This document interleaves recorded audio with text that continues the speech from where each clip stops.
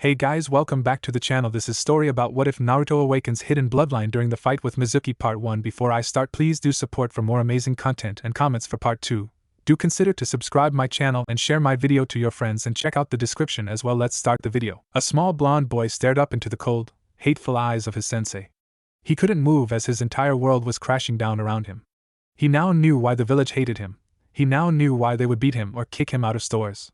It was because he was the nine-tailed fox in a human body. Mizuki smirked. That was easier than I thought it would be. You should give up now, brat, he yelled. No one ever cared for you, so just die so I can take the forbidden scroll and take it to my master. Naruto Uzumaki looked up with tears dripping from his eyes as Mizuki pulled one of his large shuriken off of his back and threw it.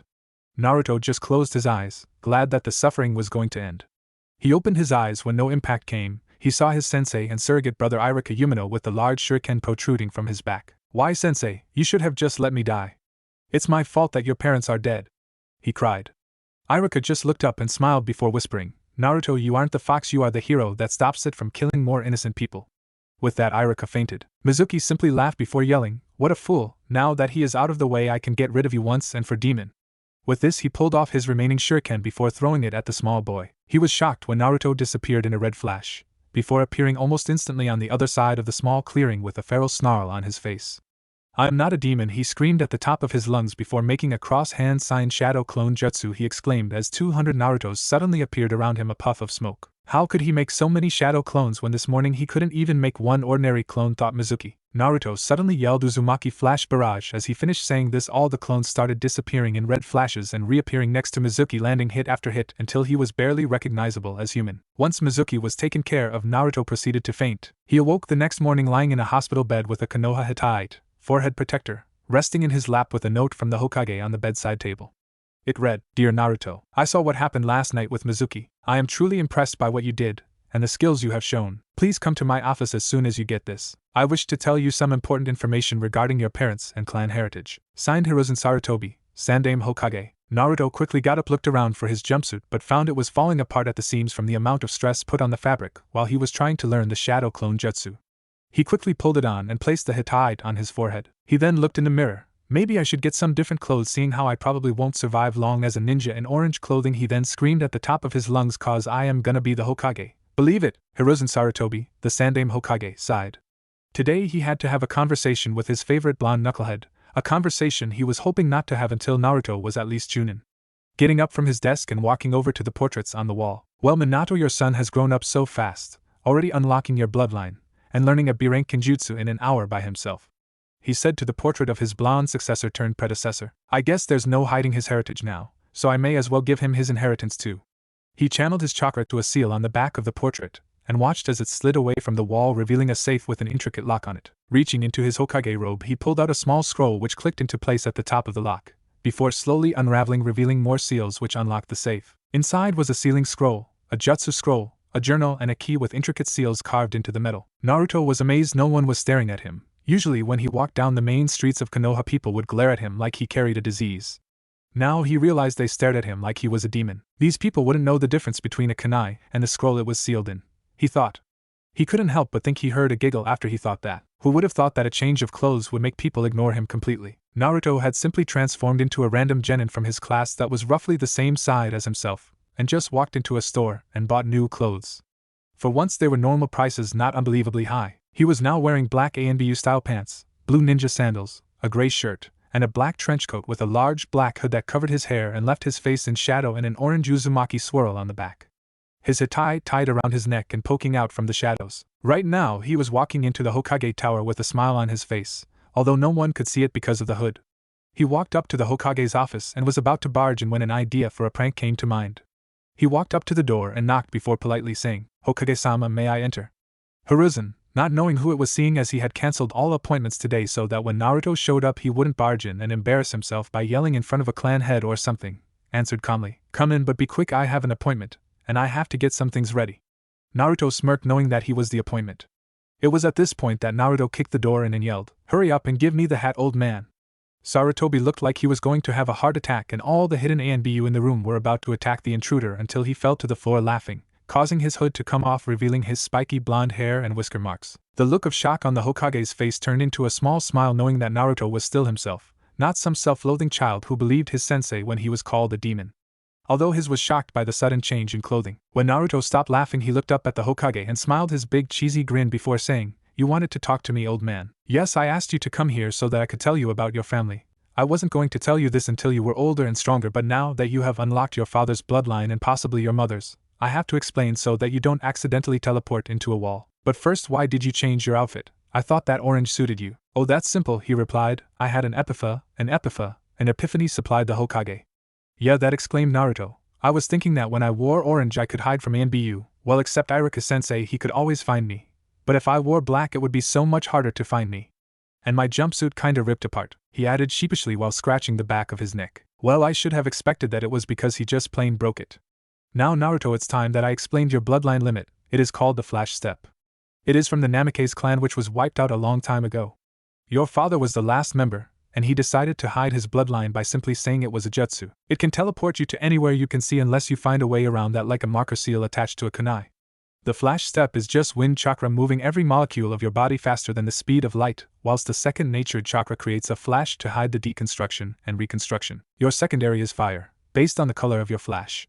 Your father's was lightning, which caused the yellow flash." The Hokage put a lot of stress on yellow flash, hoping that Naruto would get the hint.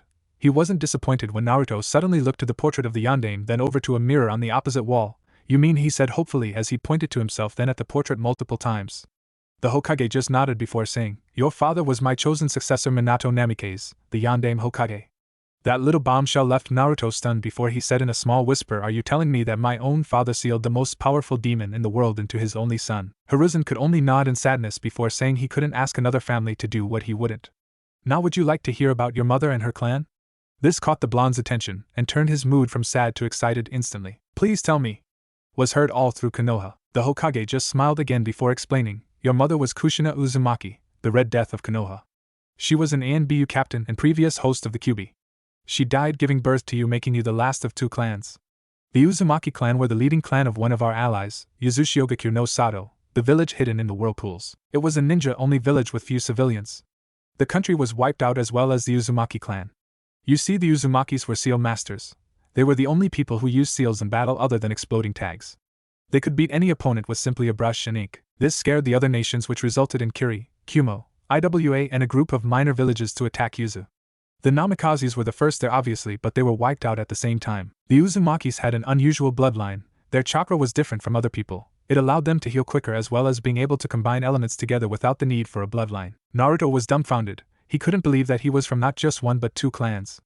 That meant he had to twice as good as Sasuke. "Now Naruto, do you want this information to go public or do you want to wait?" The blonde took a few moments to think before saying, "Wait a bit. We can tell everyone at a better time, like when I get promoted to Chunin." Hiruzen smiled as he too thought that would be the best time to tell the world. Hiruzen got up, grabbed a box off his desk and then sat back down with Naruto. "This box contains your inheritance, Naruto." He gave the box to the hyperactive blonde and watched as he opened it.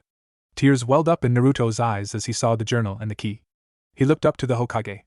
"The clan compound is next to the Hyuga estate.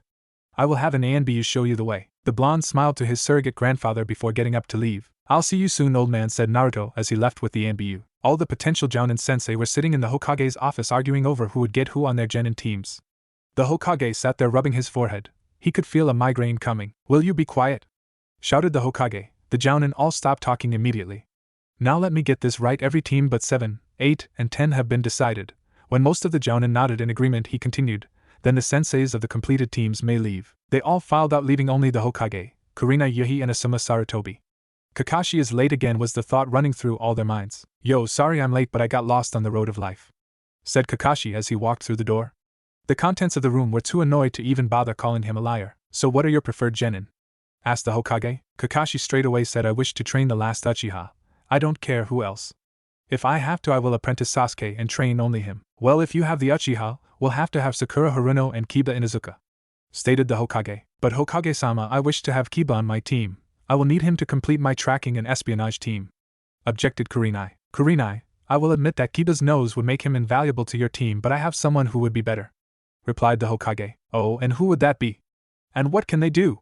replied Kurinai sarcastically. The Hokage just smiled before answering, "Well, he is probably the fastest genin in the village, can learn information from a distance, and has enough chakra to perform several high-level jutsu in a row. So that if your team gets caught or surrounded, he can be the protector, and help your team escape quickly. How does that sound? You still didn't answer my first question, stated Kurenai. That's simple, it's Naruto, continued the Hokage. This caused Asuma and Kakashi to burst out laughing, and Kurenai had an angry look on her face. That's not funny, Hokage-sama. I wasn't joking when I said Naruto should be on your team. Just give him the teamwork test with Hinata and Shino, and then if he doesn't meet your standards you can switch Naruto for Kiba. The entire time this was going on, Asuma just sat there, laughing in his head at the other two jounin, knowing that he would get the next generation of Eino Shikacho, and was guaranteed an easy ride as a sensei, a lazy genius who would rather watch clouds than train, a chubby powerhouse who will just eat, and a blonde fangirl who won't take training seriously. So all in all, Asuma was looking at some serious relaxing time instead of training. Awesome. Now that the teams are organized, make sure you are at the academy at 10 in 1 week's time, said the Hokage. Kakashi just disappeared in a puff of smoke, revealing it had been a shadow clone. Kurenai left looking like she wanted to hit someone, and Asuma just left with a smile on his face. The Hokage watched as they walked out.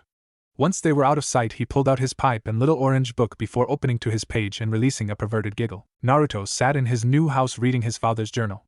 He had explored the grounds when he first arrived, and he was impressed. He had gone from living in an apartment that only had 3 rooms to a compound with over 10 different houses. He explored the full compound in the morning. It had about 15 different houses, each one with 5 bedrooms and fully furnished. There was what appeared to be a large park with playgrounds and sporting fields. A large fountain dominated the center of the compound. Directly opposite the gates that led into the compound was a large building with a hall, presumably for clan meetings, an armory containing special marker kunai and several short swords, as well as 2 blood-red katana hung on the wall. There was also a library containing hundreds of jutsus and information about almost anything you can think of. Out the back of the compound was a large training field with seals on the fences and targets to prevent damage. When Naruto had finished his little tour, he had gone to the largest house on the grounds and went inside. He had found pictures of the yondaime with a red-haired woman, who he could only assume was his mother. He had explored this house in detail, and had found his father's study, and that was where he had stayed reading his father's journal, and was trying to understand all the information on the flash step. When he finally thought that he had figured out his bloodline, he looked at a clock on the wall, and saw that it was about midnight. So he decided to go choose a bedroom. When he was looking around, he found a room that had been decked out as a nursery. The walls were blue and had little stars painted around the room randomly. There was a crib in one corner with a little plush fox resting on the pillow. A bookshelf was on one wall. A picture frame was resting on the middle shelf. It was a picture of the yondaime with a very pregnant Kushina. Both were smiling. The room made a few tears slowly track down his cheeks. He picked up the picture and the fox toy and left the room. He then went into the master bedroom and set down the picture next to the bed before lying down hugging the fox toy. It didn't take long to fall asleep in his exhausted state, mentally and emotionally. Well, it seems the boy has decided to take things seriously for once. Maybe he will be worthy of my power. But he will have to take it, thought the Kyuubi from his prison in Naruto's mind. 1 week later, all the graduating students were making their way to the academy for their team assignments. Sakura and Ino were racing each other to sit next to Sasuke. Hinata was quietly sitting in the classroom hoping that Naruto was given a second chance, and the rest of the new genin were either sitting bored or rushing to get to there. Hinata's hopes were almost gone until she noticed a boy sitting across the room from here trying to hide under his hood. A quick look with her Byakugan showed it to be Naruto. She was so happy and she liked his new look. The orange hadn't been the best of choices in the first place, so anything was an improvement. For Naruto, he was really hoping no one would notice him, but it seems his luck was against him today because Sasuke, being his normal obnoxious self, came over to Naruto and simply said, "Get out of my seat." Naruto replied by saying, "I don't see your name on it." After he said this, he realized that it was probably a bad idea, seeing as he wanted to remain unnoticed by his class. Sasuke simply hit Naruto, causing his hood to come flying off, showing his face to everyone. "Naruto, what are you doing here?" "This is for genin only," asked Shikamaru. Naruto held up his hatay before replying, "Sensei let me take a retest, and I passed with flying colors." "I don't care, you're still in my seat, so move," grunted Sasuke. It was at this point that the boy sitting in front of Naruto bumped Sasuke, causing him to fall into Naruto. Before the two could collide, Naruto had stood up and in a burst of speed moved to the other side of the room and put his hood back on, leaving behind a dust trail. Sasuke fell and landed face first on the chair. Ino and Sakura entered the room at the same time and started arguing over who was first, and who would get to sit next to their precious Sasuke-kun. And I'm not going to write the argument because these two annoy the living daylights out of me. Then they saw Sasuke still face down on the chair. They both rushed over and picked him up, causing him to grunt in annoyance before sitting down with Sakura on one side and Ino on the other. Before anything else could happen, Iruka walked in, albeit a little stiffly, seeing as how he was bandaged from the waist up to prevent spinal damage. He began a speech on how it had been an honor teaching them, and that they should go on to do great things. He then began reading off the teams, going through all the no-name genin before leaving only the best and brightest. Everyone listened as he started reading off the names of the clan heirs. Team 7, led by Kakashi Hatake, will consist of Sasuke Uchiha, Sakura Haruno. At this, Sakura screamed out, "True love wins overall." Iruka waited for her to be quiet before continuing, and Kiba Inuzuka. This caused both Sakura and Kiba to slam their heads on their desks yelling, and oh. Team 8, led by Kurenai Yuhi, will consist of Hinata Hyuga, Shino Aburame, and Naruto Uzumaki. Hinata was ecstatic. She would be on the same team as her Naruto-kun. Sakura and Ino were confused. They thought Naruto had failed. Ino decided that Naruto must have done a retest or something. Unfortunately, Sakura wasn't that bright. She yelled out, Iruka-sensei, you made a mistake. That Baka didn't pass. And he never will pass, because he is nowhere near as good as Sasuke-kun. When Sakura finished speaking, she had love hearts in her eyes. Naruto felt something break inside his heart knowing that Sakura would never love him. Iruka then said, actually Sakura, Naruto did a retest and passed with flying colors. Now then, back to what I was trying to do. Team 9 is still in circulation from last year, so Team 10, led by Asuma Sarutobi, will consist of Ino Yamanaka, Shikamaru Nara, and Shuji Akimichi. Finished Iruka. Now go eat lunch, get to know your teammates, and then meet back here in an hour to meet your senseis. With that, the class all left. Hinata, Shino, and Naruto were sitting at a bench eating their lunch. None of them were talking. Hinata wasn't talking because she was afraid she would faint the second Naruto started talking to her. Shino was just being himself, and Naruto was just sitting there awkwardly. He had never really met Hinata and Shino, so he didn't know what to say. I believe it would be beneficial to the team if we talked to one another, came the monotone voice of Shino. I would talk, but I don't know much about you guys, so I didn't know what to talk about, stated Naruto. Well, then it would be logical to introduce ourselves and tell each other about our abilities, said Shino. I shall go first. I am Shino Aburame. I employ insects for my ninjutsu.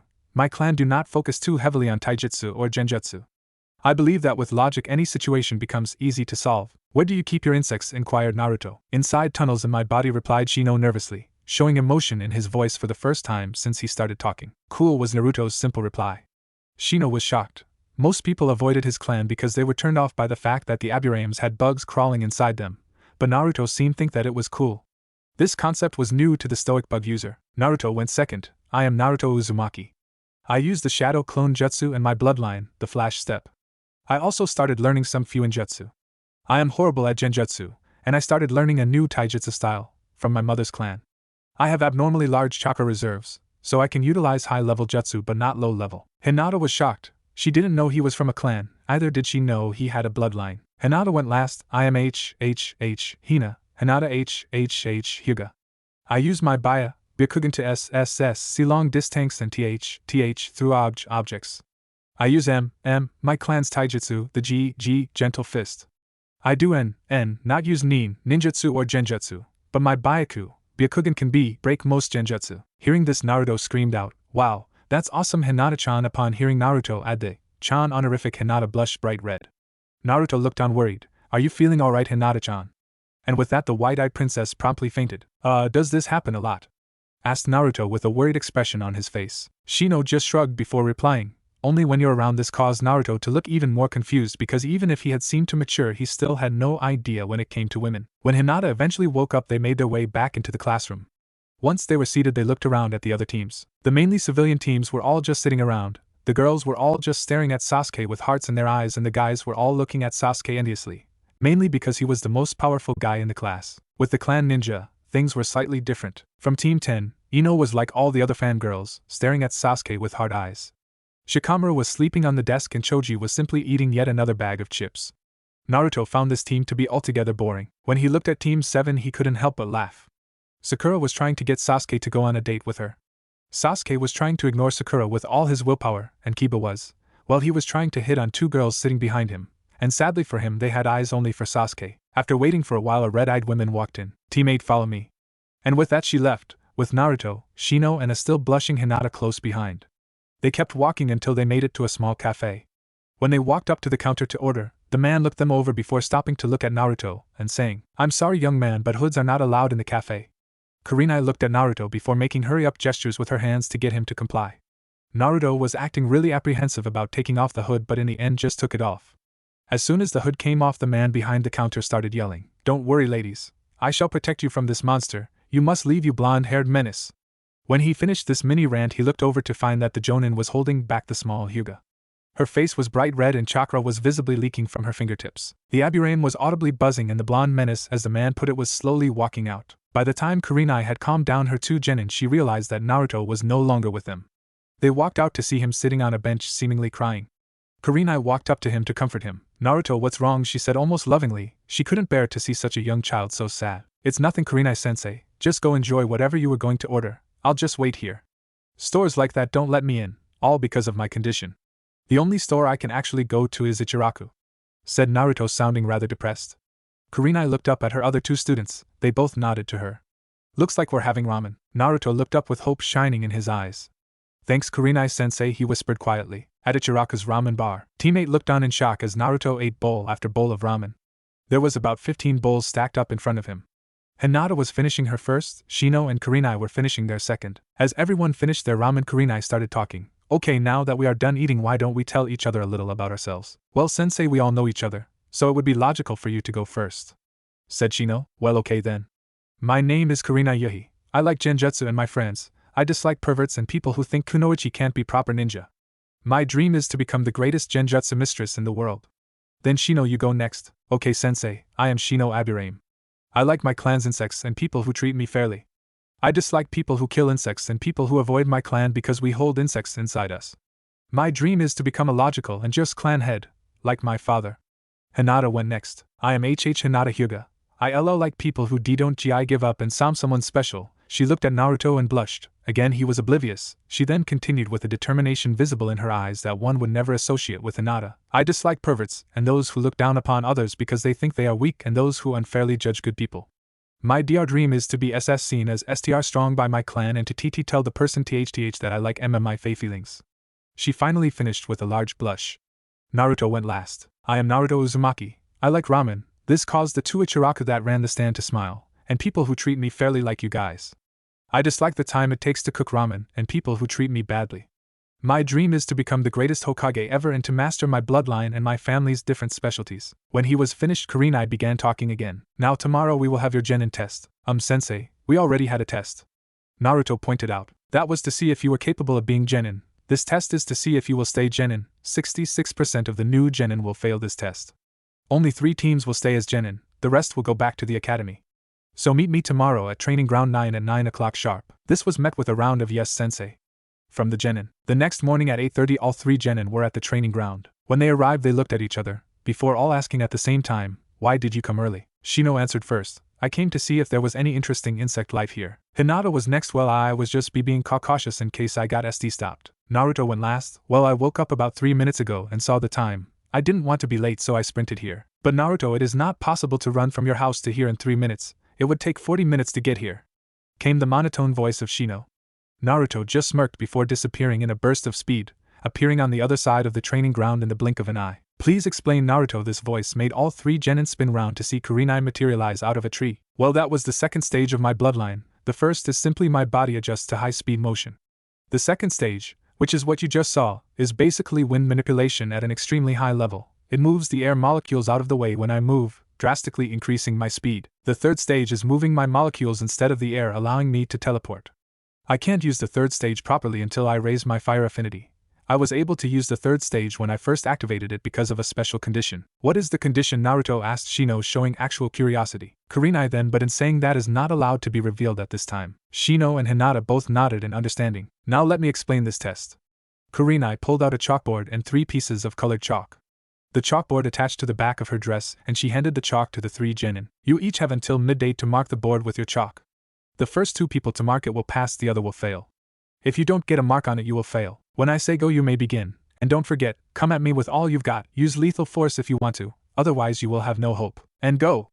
As soon as she said go, she disappeared. I believe this is a teamwork exercise, stated Shino. What makes you think that, Shino? She said only 2 of us would pass. If it was a teamwork exercise, then why would one person have to fail? It is to try and make us split apart. Think logically, there has never been a 2-man Genin squad. Naruto thought for a minute before flashing Shino a thumbs up. They spent the next half hour devising a plan. Hinata only talked when her opinion was asked. The thought going through her head was as so. I hope I don't make Naruto-kun and Shino fail. As they were planning, Kurenai watched them with a proud smile on her face, knowing that her team would pass.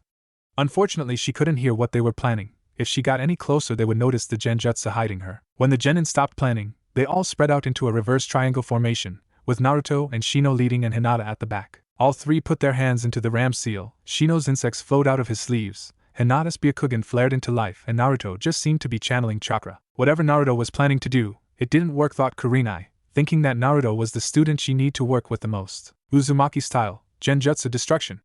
And with that, Naruto released a wave of condensed chakra, disrupting the genjutsu that was concealing Kurenai. Before Kurenai could even react, Shino's bugs were rushing toward her. When the insects reached her, she performed a substitution with a nearby log. But as soon as she had escaped, Hinata was attacking her with a flurry of gentle fist strikes. She was hard-pressed to dodge them all, knowing that even one could end the fight. She quickly placed a genjutsu on Hinata. It didn't last long, but it was merely meant as a distraction. Kurenai quickly disabled Hinata with a chop to the neck. Shino started launching his insects again, but this time Kurenai was ready. After performing a few hand signs, Shino just stopped moving. Shino tried to break the genjutsu, but couldn't. That genjutsu has multiple levels. With your insects constantly draining your chakra, you can't build up enough chakra to dispel it, stated Kurenai matter-of-factly. Kurenai got confused when Shino suddenly stopped trying to dispel the jutsu. It seems you have gotten cocky now that the two clan ninja have been disabled. But you have forgotten Naruto's explanation of how his bloodline works, stated Shino, still with a monotone. Kurenai then felt wind rush past her, and the sound of chalk on a board was heard. When she looked back, she saw 3 perfectly parallel lines on the board. When she looked at Naruto, she saw him holding all 3 pieces of chalk and a smug look on his face. So Kurenai-sensei, how are you going to tell which chalk line was drawn first? Questioned Naruto. Kurenai sighed in defeat. She didn't think that they would outsmart her so quickly. She released the genjutsu on Shino and went and woke Hinata up. Hey Kurenai-sensei, are you gonna tell us if we passed or not? Yelled our favorite loud-mouthed blonde.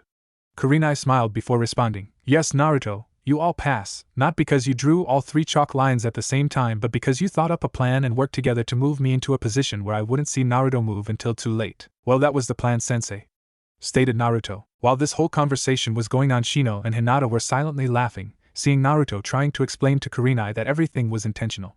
They would back him up, but wouldn't tell Kurenai that they weren't expecting her to knock Hinata out. It had made Naruto's job even harder. Without the added distraction of Hinata, he had to increase his wind manipulation to an incredibly high level to mask all traces of movement.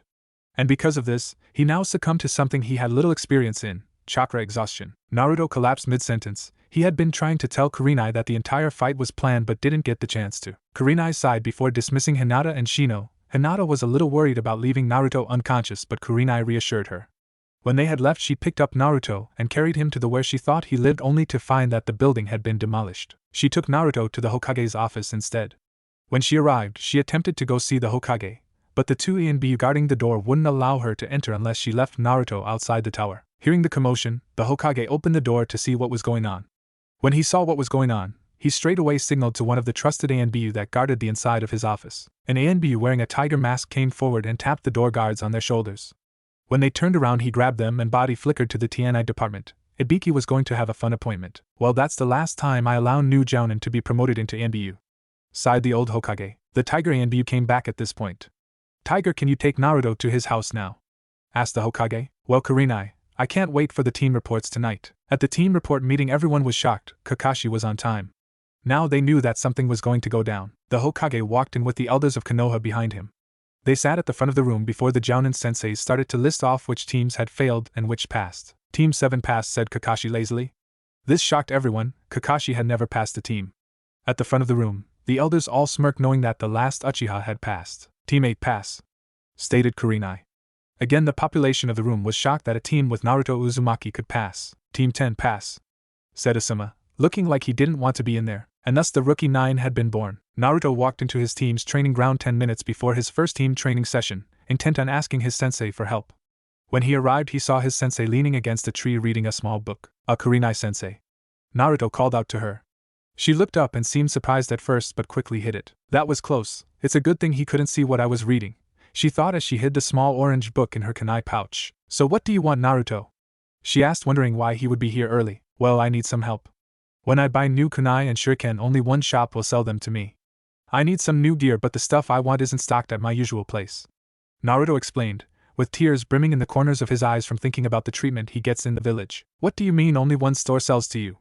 Questioned Kurenai. That isn't what's important right now. I just need to buy some scrolls, sealing tags, paper and ink. They don't sell those at the ninja supply store, said Naruto, trying to change the subject before more bad memories show up. Well, okay, after training and missions we can go to a store that I go to, said Kurenai. I'm going to ask Hokage-sama about this later, she thought. Team 8 had an interesting day, to say the least. Their team training had involved telling Kurenai what they thought their biggest weakness was, and she helped think of ways to correct these weaknesses. She still left them to figure out the best way and just gave them gentle nudges in the right direction. After training, they went for their first mission. Naruto was extremely depressed when he found out he wouldn't be saving a princess or something like that. Instead, they chased the devil in feline form, also known as Tora the cat. With Naruto's speed, it was easy to catch. Hinata then carried it back. When the boys attempted to carry it, it showed that its claws weren't just for show, but when Hinata picked it up, it simply lay back and enjoyed the ride. After this, teammate went their separate ways. Hinata and Shino had clan training and Naruto was going to get supplies with Kurenai. She was thoroughly disgusted at the way people would look and treat Naruto. She took him to a small out-of-the-way bookstore. He was able to find everything but ceiling tags, but that was good enough. He could get the tags at his normal store. "Thanks, Kurenai-sensei, you are awesome," yelled Naruto as he was about to leave. Naruto, why do you want that stuff anyway?" questioned Kurenai. "Well, I've been looking into seals and the beginner-level exercises are all done on tags except for the basic storage seal, which is usually done in a scroll," explained Naruto. "Well, I gotta go, Kurenai-sensei. See you at training tomorrow," yelled Naruto before vanishing in a burst of speed. Now that Naruto was gone, Kurenai headed straight for the Hokage's office to talk to him about stores not letting Naruto in. Naruto's house. As soon as Naruto got home from his training session, he quickly made a shadow clone to go buy some takeout ramen from Ichiraku's. While the clone was walking out, he pulled out a book titled Fuinjutsu for Beginners. He was practicing making sealing scrolls when he suddenly flinched. For some reason, he could remember being punched in the head by Sakura while on his way to Ichiraku's. But my clone was getting Ramen, all right, he yelled in his mind as he created a bunch of clones to test his theory. Half an hour later, found a Naruto clone reading the Fuinjutsu book, another 10 clones practicing making sealing scrolls, 20 clones in the training ground making exploding notes, and 40 clones going through the library to find scrolls on chakra control and elemental control.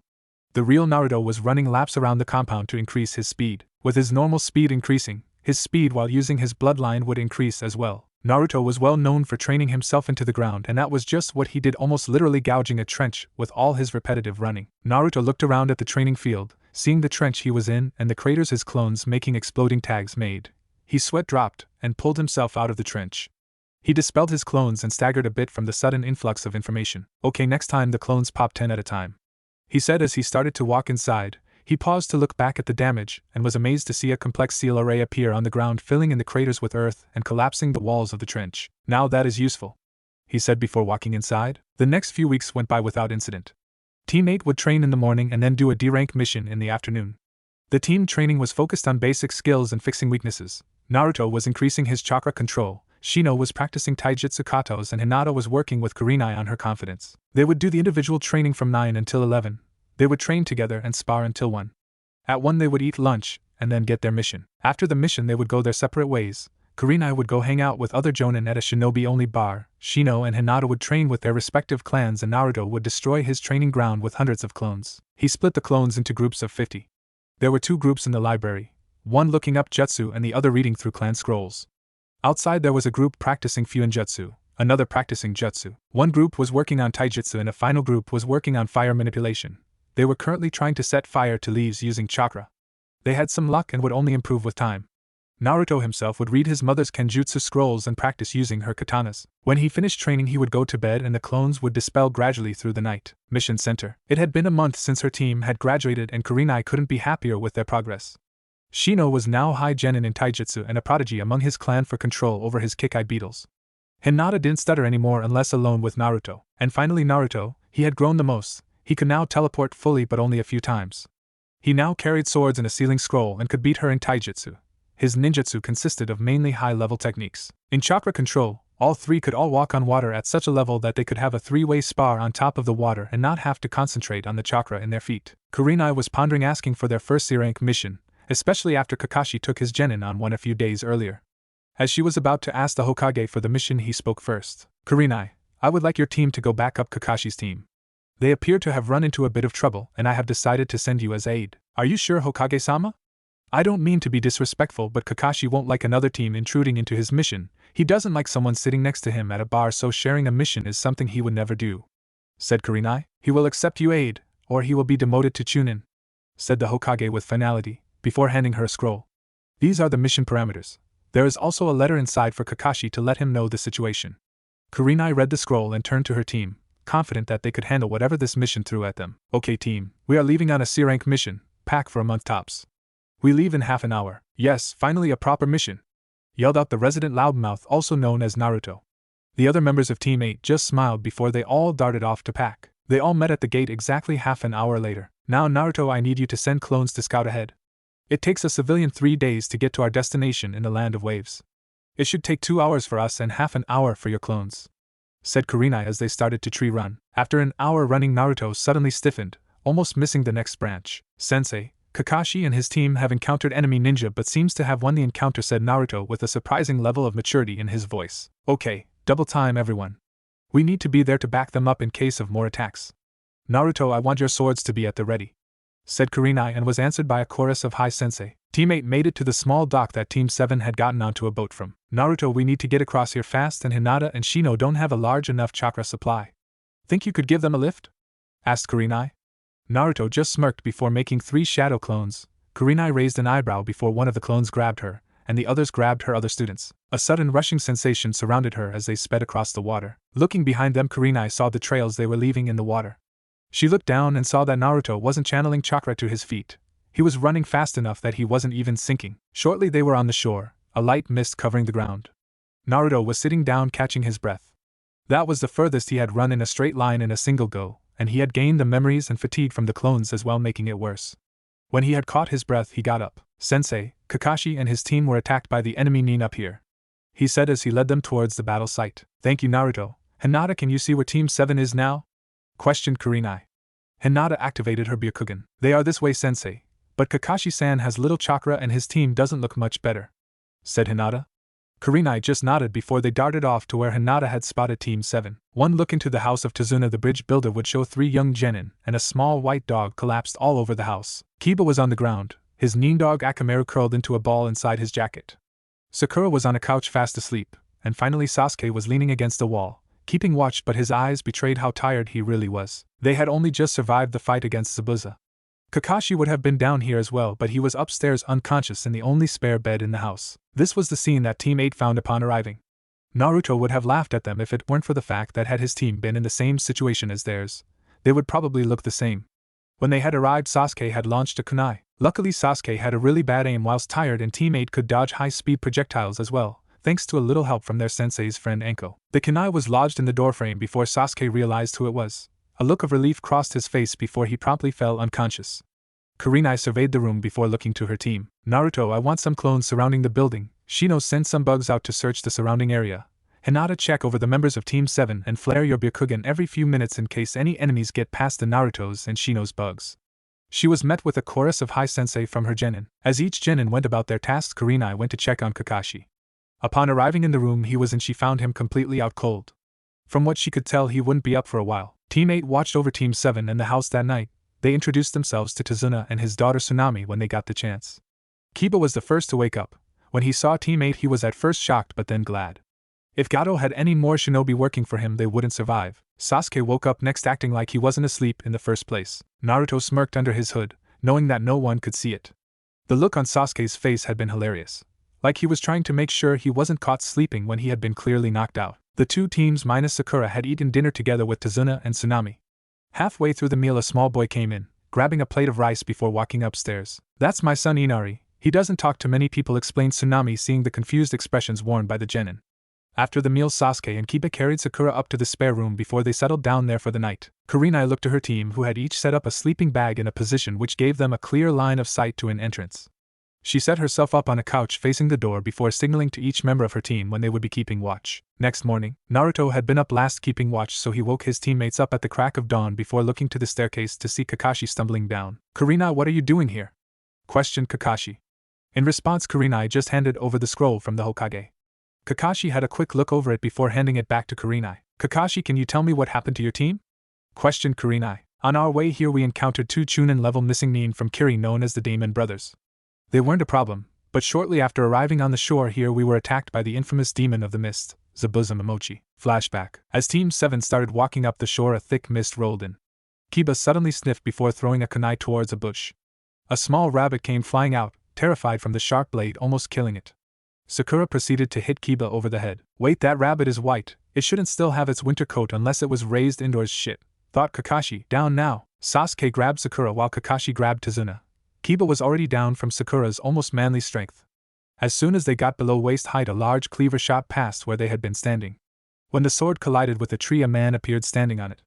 He was wearing camel pants and dark blue ninja sandals. He had no shirt on and bandages wrapped all around his mouth, his /Kiri Hittite worn on the side of his head. Zabuza Momochi, Demon of the Mist, stated Kakashi. The great Sharingan Kakashi knows my name, I'm touched, said the large man. Hand over the bridge builder, and this won't get messy. I'm afraid I can't do that, Zabuza, replied Kakashi as he lifted his headband revealing his fully matured Sharingan. Zabuza just shrugged in response. Sharingan, could he be of the Uchiha clan, thought Sasuke. More fun for me, Zabuza said with finality before forming a hand seal. Ninpu, hidden miss jutsu, he whispered, his voice still carrying throughout the clearing. There are 8 points on the human body that kill instantly: larynx, spine, lungs, liver, jugular, subclavian artery, kidneys, and the heart. Which one should I attack first? Zabuza flooded the air with his killing intent. It was so great that Sasuke raised a kunai, ready to plunge it into his own heart. Sasuke, I'll protect you, Kakashi said, using a bit of chakra in his voice to clear the ki from the air around the genin. Kakashi prepared to be attacked before realizing that Zabuza would aim for Tazuna to avoid a prolonged fight. Zabuza tried to slash Tazuna but was stopped by a kunai to the stomach courtesy of Kakashi. Kakashi looked shocked as water came from the wound instead of blood. Water clone, stated Kakashi before he was bisected by Zabuza's blade, but instead of a corpse there was only water. Kakashi appeared behind Zabuza and kicked him out onto the water. So the Sharingan can copy my jutsu even through this mist. Its power is truly formidable. As Zabuza finished saying this, Kakashi shot onto the water and fought him, kunai to cleaver. The fight was going well for Kakashi until he dropped under the water to avoid a slash. It wasn't until he was under the water that he realized the water was too thick. But by that time he was trapped. Suiton, water prison jutsu, success. Kakashi looked around to see that he was trapped. He could use a burst of right chakra to escape, but there was a chance that he would fry himself in the process. He watched as Zabuza made more water clones to attack his team. He weighed up the options before yelling to his team, "Run, you guys have no hope of beating Zabuza." He had hoped the genin would listen, but when dealing with Sasuke and Kiba there was no such thing as running away. Sensei, you told us that those who break the rules are trash, but those who abandon their teammates are worse than trash. We won't let some 2-bit trash like this stop us, yelled out the ever-brash Kiba. Kiba looked to Sasuke before both boys nod to each other. Sasuke shot forward and attacked the clones, taking them out, but once they were gone Zabuza made more. The new clones knocked Sasuke and Kiba to the ground. Suddenly Kiba erupted into smoke, revealing Akamaru. While the clones were confused, Sasuke took them out. Out on the water, Zabuza heard a cry of Tsuga as a tornado of claws and fangs shot toward him, forcing him to jump away from the water prison, releasing Kakashi. Kiba was left floating in the water watching the fight between the two jonin. Zabuza and Kakashi were now standing opposite each other, staring each other down. Zabuza started to do hand seals with Kakashi copying them. They finished the jutsu at the same time, both calling out, Suiton, water dragon jutsu. The two dragons coiled around each other fighting for dominance before both dragons collided and collapsed. Zabuza started to sweat a bit before he started another series of hand seals. Kakashi started copying them. You're just a copying monkey, laughed Zabuza before he saw an image of himself behind Kakashi. Seeing this caused him to pause for a second. That second was all Kakashi needed to finish the jutsu. Suiton, great waterfall jutsu, Kakashi yelled as an orb of water rose up in front of him. It started to swirl before launching towards Zabuza, knocking him back into a tree. Kakashi walked forward ready to finish the job. Flashback end. When I went to finish him, he asked if I could see the future. I said yes, and your future is death. Before I could kill him, a group of Saban pierced his throat. I checked for a pulse and found none. A hunter Nin dropped down and thanked me before taking Zabuza's body. Kakashi trailed off. Shit, he's still alive, Kakashi cursed. Kakashi and Kurenai then went to another room to talk strategy and schedules for the week over some coffee. With Team 8, each member of Team 8 watched their sensei walk off talking to Kakashi. They shrugged before pulling out a few small items. No point wasting good training time. Shino had a scroll on taijutsu styles open in front of him. Hinata was reading a scroll on basic first aid, and finally Naruto was balancing a kunai on the tip of his finger using his chakra. Hey, what do you think Team 7 have learnt since the famous copy Nin Kakashi started teaching them? Questioned Naruto. Shino just shrugged. No, I don't know Naruto-kun, but they must have learnt several new jutsu, said Hinata. Oh well, do you think Kurenai-sensei will teach us anything new? Questioned Naruto. This time he got 2 shrugs in response. He shrugged as well before adding a kunai to another finger while waiting for Kurenai to return to tell them what they were going to do. Kakashi led Team 7 out to a clearing in the forest the next morning. Sakura was still a little sore from the day before, but Kakashi figured a bit of training would do her good. Team 8 trailed behind them, curious to see how far along they were in their training. When they arrived in the clearing, Kakashi leant against his crutches before telling his team what to do. Today we will be learning to climb trees, started Kakashi before being interrupted by Kiba. But sensei, anyone can climb a tree. That is true, Kiba, but can everyone climb trees without using their hands? Questioned Kakashi as he channeled chakra to his feet and walked up the tree. All the genin present were amazed. Team 7 at seeing Kakashi walk vertically up a tree, and Team 8 because this was the first thing they had learned. "Ano-sensei, but how does this help us?" questioned Sakura. Without missing a beat, Kakashi answered, "Well, Sakura, this is a chakra control exercise. The better your chakra control, the easier it will be to do jutsu and to perform more advanced skills. Use these to mark your progress," he said as he threw a kunai to each of them. Sakura got it on her first try, Kiba slipped off the tree after his second step, and Sasuke broke the bark and fell when he overloaded it with chakra. After a few attempts, Sasuke realized that Team 8 were walking away. "Hey Dobe, how come you're not doing this too?" yelled out Sasuke. Team 8 just looked back and shook their heads before running straight up the trees before launching themselves off the top branches and landed standing on the water of a river that flowed alongside the clearing. Team 7 just looked on amazed before Sasuke and Kiba ran back to their own trees to continue. Sakura was currently resting on a branch, her chakra reserves almost depleted. Kurenai took one last look at Kakashi's Genin before shaking her head and walking off with her team. When they were far enough away from Team 7, Kurenai turned to her team. "Naruto, make some clones to protect the bridge, and some to protect the house. Shino, send some beetles with them." Her two male Genin nodded before doing as she asked. "Now today we will be sparring, no holds barred. First I will spar with Shino while Naruto and Hinata spar." They nodded before moving to two different areas to spar. With Naruto and Hinata, the two Genin bowed to each other before springing into action. Hinata launched forward, her Byakugan already active. She charged chakra to her fingertips and launched a series of quick strikes to a stunned-looking Naruto. But instead of hearing the sound of Naruto screaming in pain, she was greeted with the popping of a shadow clone. Using her Byakugan, she quickly located Naruto and threw a handful of shuriken. When the shuriken landed, Naruto was long gone, already standing at the opposite end of the clearing. "Your speed is increasing every spar, and Naruto-kun," Hinata commented. Even with her Byakugan active, she had only seen the trail of wind chakra left in his wake. Naruto just smirked before he vanished from his spot in a blur. Hinata barely brought her guard up before Naruto was upon her. He was nothing but a blur of fists and feet as he attacked Hinata with a taijutsu style based around his bloodline. It was called the Flash Fist. It utilized quick strikes and retreating before a counter could be made. He was only just beginning, but even with the basic katas he could beat a low Chunin level ninja without having to use the second stage of his bloodline. Hinata had been sparring with her teammates for a few weeks now and was starting to get a handle on how to predict and block the sequence of Naruto's strikes. A lot still made it past her guard, but she could block a lot of them and even land a few Juken strikes. After a few minutes of the back and forward of the intense taijutsu match, Naruto moved back, rubbing his arm.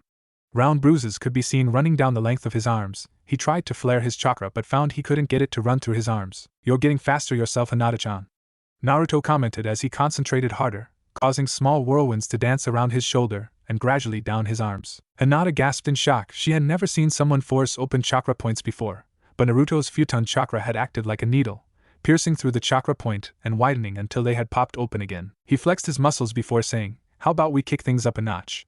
As he said this, he channeled chakra to the inside of his sleeves, or more specifically the seals inscribed into the sleeves. Hinata pulled out two kunai as two katanas slid out of Naruto's sleeves. The blades were almost identical, with the hilts being blood red and the blades themselves black with golden kanji on each one. On one blade it had the kanji for bloody and on the other it had whirlpool. Hinata gulped. She knew how efficient he was with the blades. Naruto smirked before charging at Hinata without his bloodline. When moving at those speeds, he didn't want to be wielding swords or he would lose an eye. When he clashed with Hinata, she blocked his swords with her kunai. She felt herself getting pushed back, so she quickly jumped back. "This is unfair. Hang on a moment, Hinata-chan," said Naruto as he lodged one of his swords into a nearby tree. "Now that's fairer." He charged again, and this time when they clashed, Hinata could hold him back better, that is until he started to use his proper kenjutsu style. His attacks became more random and unpredictable, making a counter almost impossible and leaving Hinata using her flexibility to avoid the slashes she couldn't block. Suddenly Hinata found she couldn't move anymore. Behind her was a shadow clone holding a hand seal. That's when she realized there were streams of futon chakra wrapped around her arms and legs. Naruto's katana was resting on her shoulder, inches from her throat. "You did really great, Hinata-chan." Naruto beamed at her. She blushed at the close proximity of her crush. "Hey Hinata-chan, why are so red? Did I push you a little too hard?" questioned Naruto. "Ano and Naruto-kun, it's nothing," stuttered Hinata. Naruto just shrugged before walking to his sword and pulling it out of the tree. "Hey Hinata-chan, should I leave the swords out of the seals or should I put them back?" Naruto asked. "It looks good when they shoot out of your sleeves," answered Hinata. "So Hinata-chan, do you want to train together until Shino and Sensei are done with their spar?" questioned Naruto. Hinata just nodded before starting to practice some katas for the Juken. Naruto reached into his pocket where he activated a seal. When he pulled his arm out, he was holding a scroll. He unrolled the scroll and unsealed several plates of metal. He attached the plates to various parts of his body with chakra and started walking up a tree. He had to constantly practice his chakra control because of the rate that his reserves increased daily. He trained for about 10 minutes in his chakra control before he realized something was wrong. He could feel the air around him moving and there was a large disturbance coming near. Hinata was practicing without her Byakugan.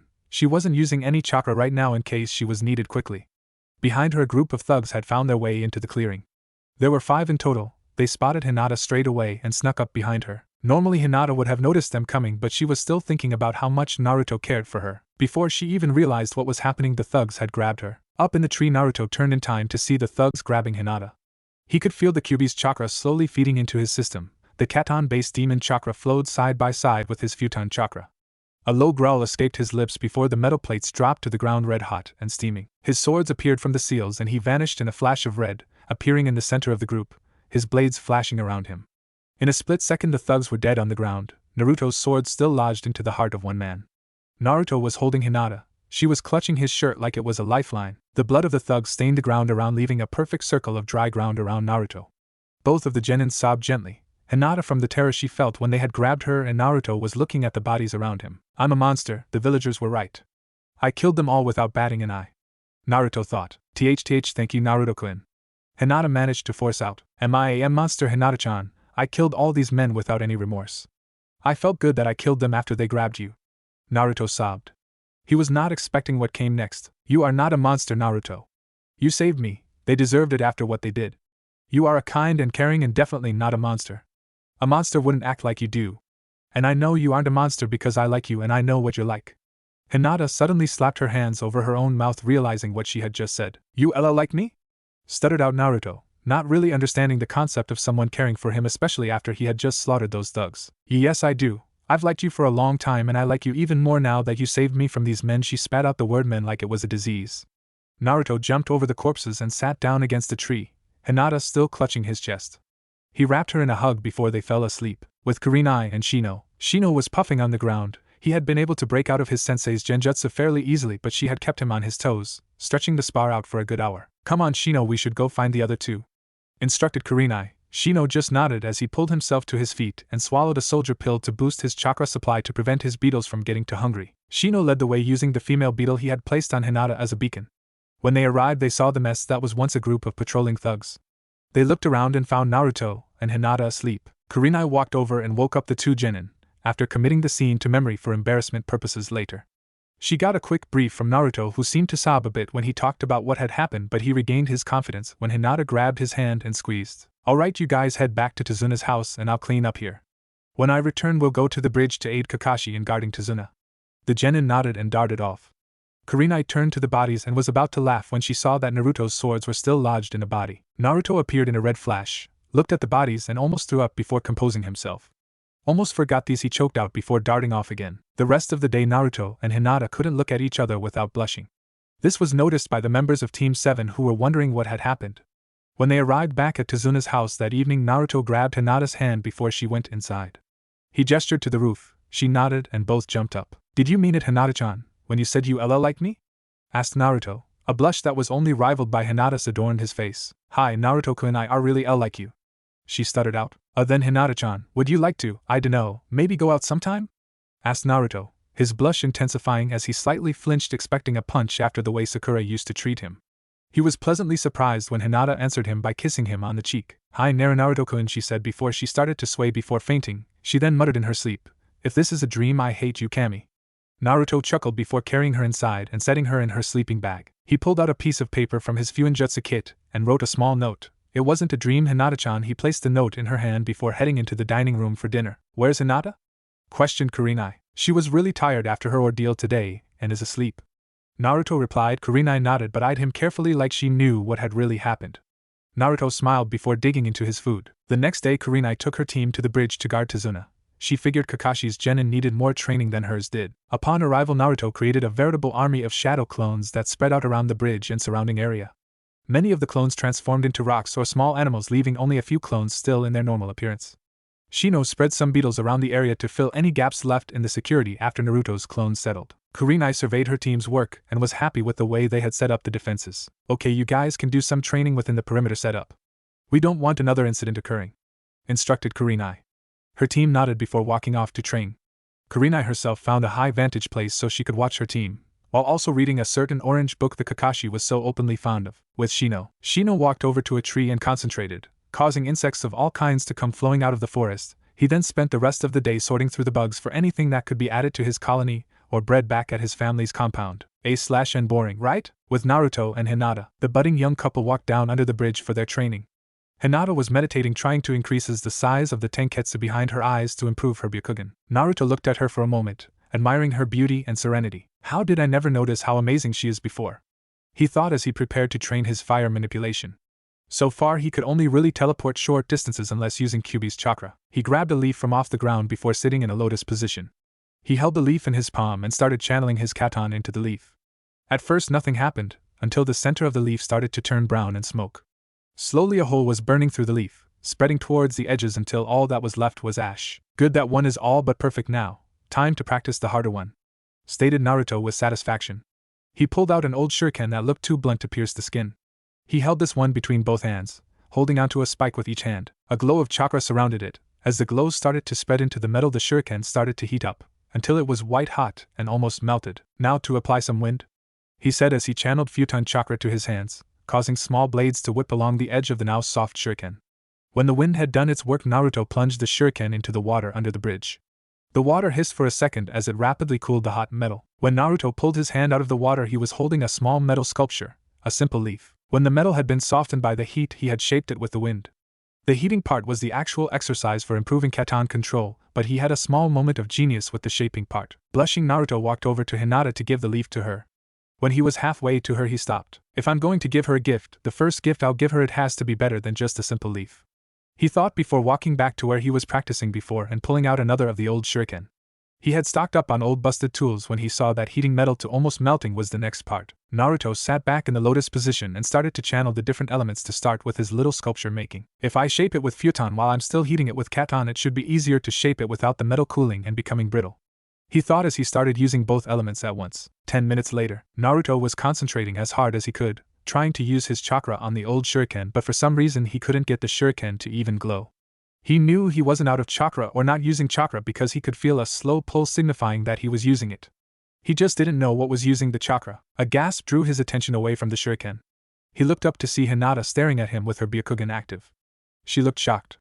At first he was confused until he looked around to notice that the grass around him had turned brown and small fires had started up. Looking to Hinata again, he noticed a shimmer in the air showing heat waves slowly drifting off of him. He stood up and walked to the water to see if he was burned at all, but when he got close, the water started to bubble and boil, causing a thick curtain of steam to rise up. That's when Naruto realized his chakra was still flowing out of him. He closed his eyes and gradually the pull faded until he was certain that no more chakra was leaking out. He looked back to Hinata to see the shocked look still on her face.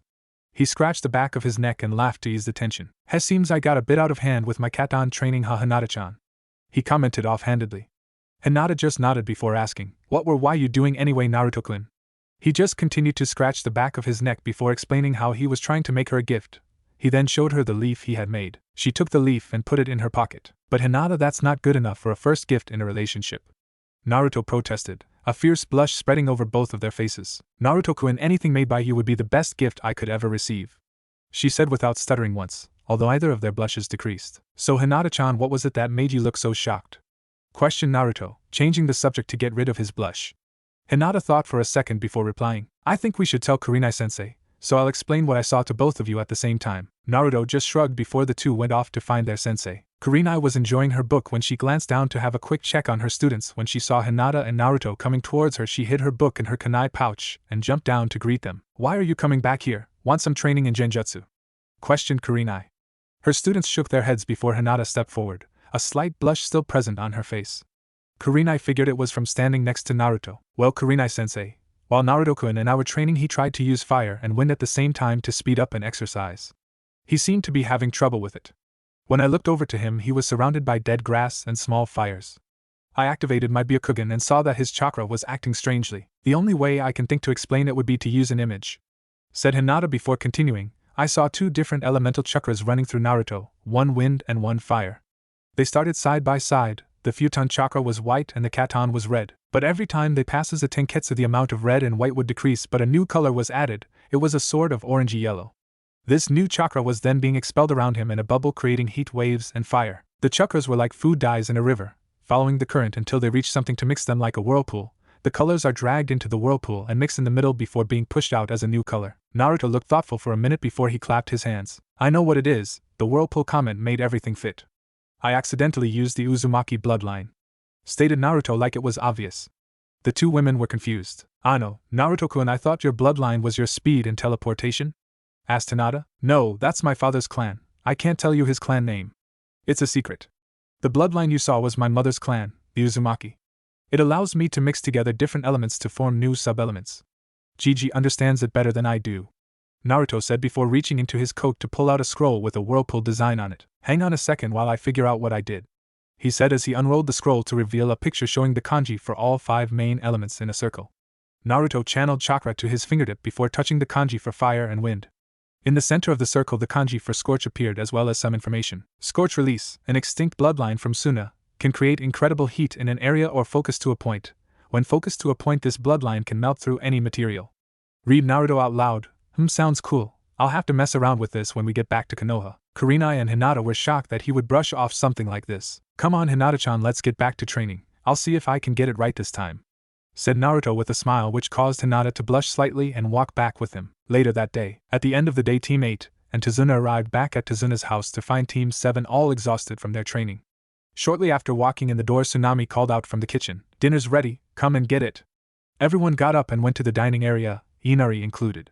Throughout the meal, Inari would glare at the ninja. That's it, why don't you just quit? You'll all die. Why you train just so you can walk to your deaths against Gado? I hate people like you, raised in your big village. You know nothing of our suffering. We have been through hell and you people act like you know us. I bet you haven't even, Inari said before Naruto cut in. Will you shut up, you annoying little gaki? You grew up with family. You have food. You have never been beaten by most of the population of your village. You have never known my suffering. Naruto almost growled this out as his features became more feral. I'll be out training, sensei. And with that, Naruto disappeared in a red flash. Kakashi's jaw hit the floor, which is quite entertaining with the mask remaining on. That W.A. was sensei's bloodline, Kakashi thought in shock. But sensei's son died. I thought Naruto was named after Kushina in her honor. But that was definitely his bloodline. Meanwhile, Inari ran from the room crying. He sprinted up the stairs to his room, Kurenai following him to try and help him through the confusion he was feeling. Sensei, why did Naruto lie to Inari? Surely his life wasn't like that, questioned Sakura, snapping Kakashi out of his thought. He did lie. Kakashi started making the people in the room relax. His life was much worse than what he suggested. Naruto grew up with no one to help him. He had to scrounge through trash to get food and hide whenever a villager saw him, or they would chase him away or attack him. I know this because I used to be an ANBU captain and I would have to save him from mobs of villagers, especially on his birthday. The people in the room all had varying reactions. Sasuke looked surprised, or at least as surprised he could, while retaining an impassive look. Kiba and Sakura looked a little green. Tazuna and Tsunami were almost in tears, and the remaining members of Team 8 showed no outward reaction. They both knew already. With Naruto out on a small clearing, Naruto appeared in a flash of red. This was where he had killed the thugs and was the first place he could remember perfectly that was within his range. The only evidence of his fight was a scorch mark on the ground where the bodies had been and a few red stains on the nearby trees. Naruto, still annoyed, reached into one of his pockets and pulled out a scroll with the kanji for seal on the front. He threw his coat over a branch and prepared the scroll. When he unrolled it, he applied chakra and several small paper slips. An inkwell and a calligraphy brush popped out in a puff of smoke. He started to draw on the slips, his hand a blur, as he drew out 10 identical ceiling arrays. Once done, he attached them to several trees and sat in the middle of the clearing in the lotus position. He concentrated on the area around him until one seal glowed and he vanished in a flash. When he appeared, he was sitting below the seal. He smirked before standing up and starting to flash around the clearing. The next morning, Haku was walking through the forest collecting herbs to help Zabuza heal faster. As he was walking, he came upon a blonde-haired boy asleep in a clearing.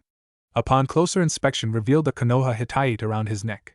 He wasn't one of the ninja that had attacked Zabuza, meaning that reinforcements had been called in. He walked into the clearing and reached for the boy's throat.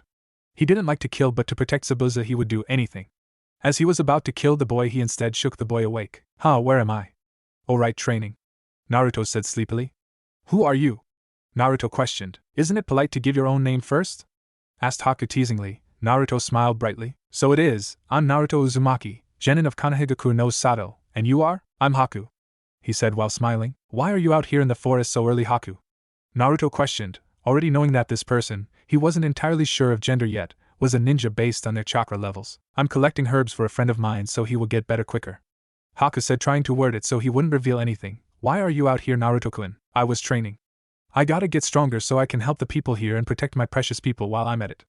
Naruto stated with conviction. Then you will grow strong. Those who protect people close to them will always grow stronger so they can protect their precious ones to the fullest. Haku said. Naruto smiled before he helped Haku look for herbs. When they were done, Haku started walking away. Tell Zabuza I'm sorry it has to be this way. Haku spun around with the Senbon out but found Naruto already gone. He looked around searching for Naruto before sprinting off. Naruto reappeared in a red flash before collecting the ceiling tags from the trees and before putting them in his kunai pouch for later. This was the first time he had gotten the seal right, so he going to save these for later examination. When he arrived back at the house, he found out that his team had already left to guard Tazuna. Kurenai had left him a note telling him to stay here and train whilst guarding Tsunami so that Kakashi didn't have to watch the house and his team at the same time. He shrugged before creating a dozen clones and sending them to surround the house. Once he was done with his clones, he went and sat by the pier that was near Tazuna's house. He took a deep breath before pulling out one of his broken shuriken. He superheated it before shaping it into a kunai. He left a narrow tube inside the kunai, and while it was still hot he placed one of the seal tags inside and reheated the metal to cover the hole before cooling it again. Once he was sure it wouldn't break, he created another clone with a lot more chakra than he usually gave them. He gave the clone some money. The clone nodded to him before concentrating and disappearing in a red flash. If we were to follow the journey of the clone, we would see it flash to several locations along the road to Konoha, always teleporting to the range of its vision. Naruto looked to where the clone went before sitting down in the lotus position, focusing on his Katan chakra.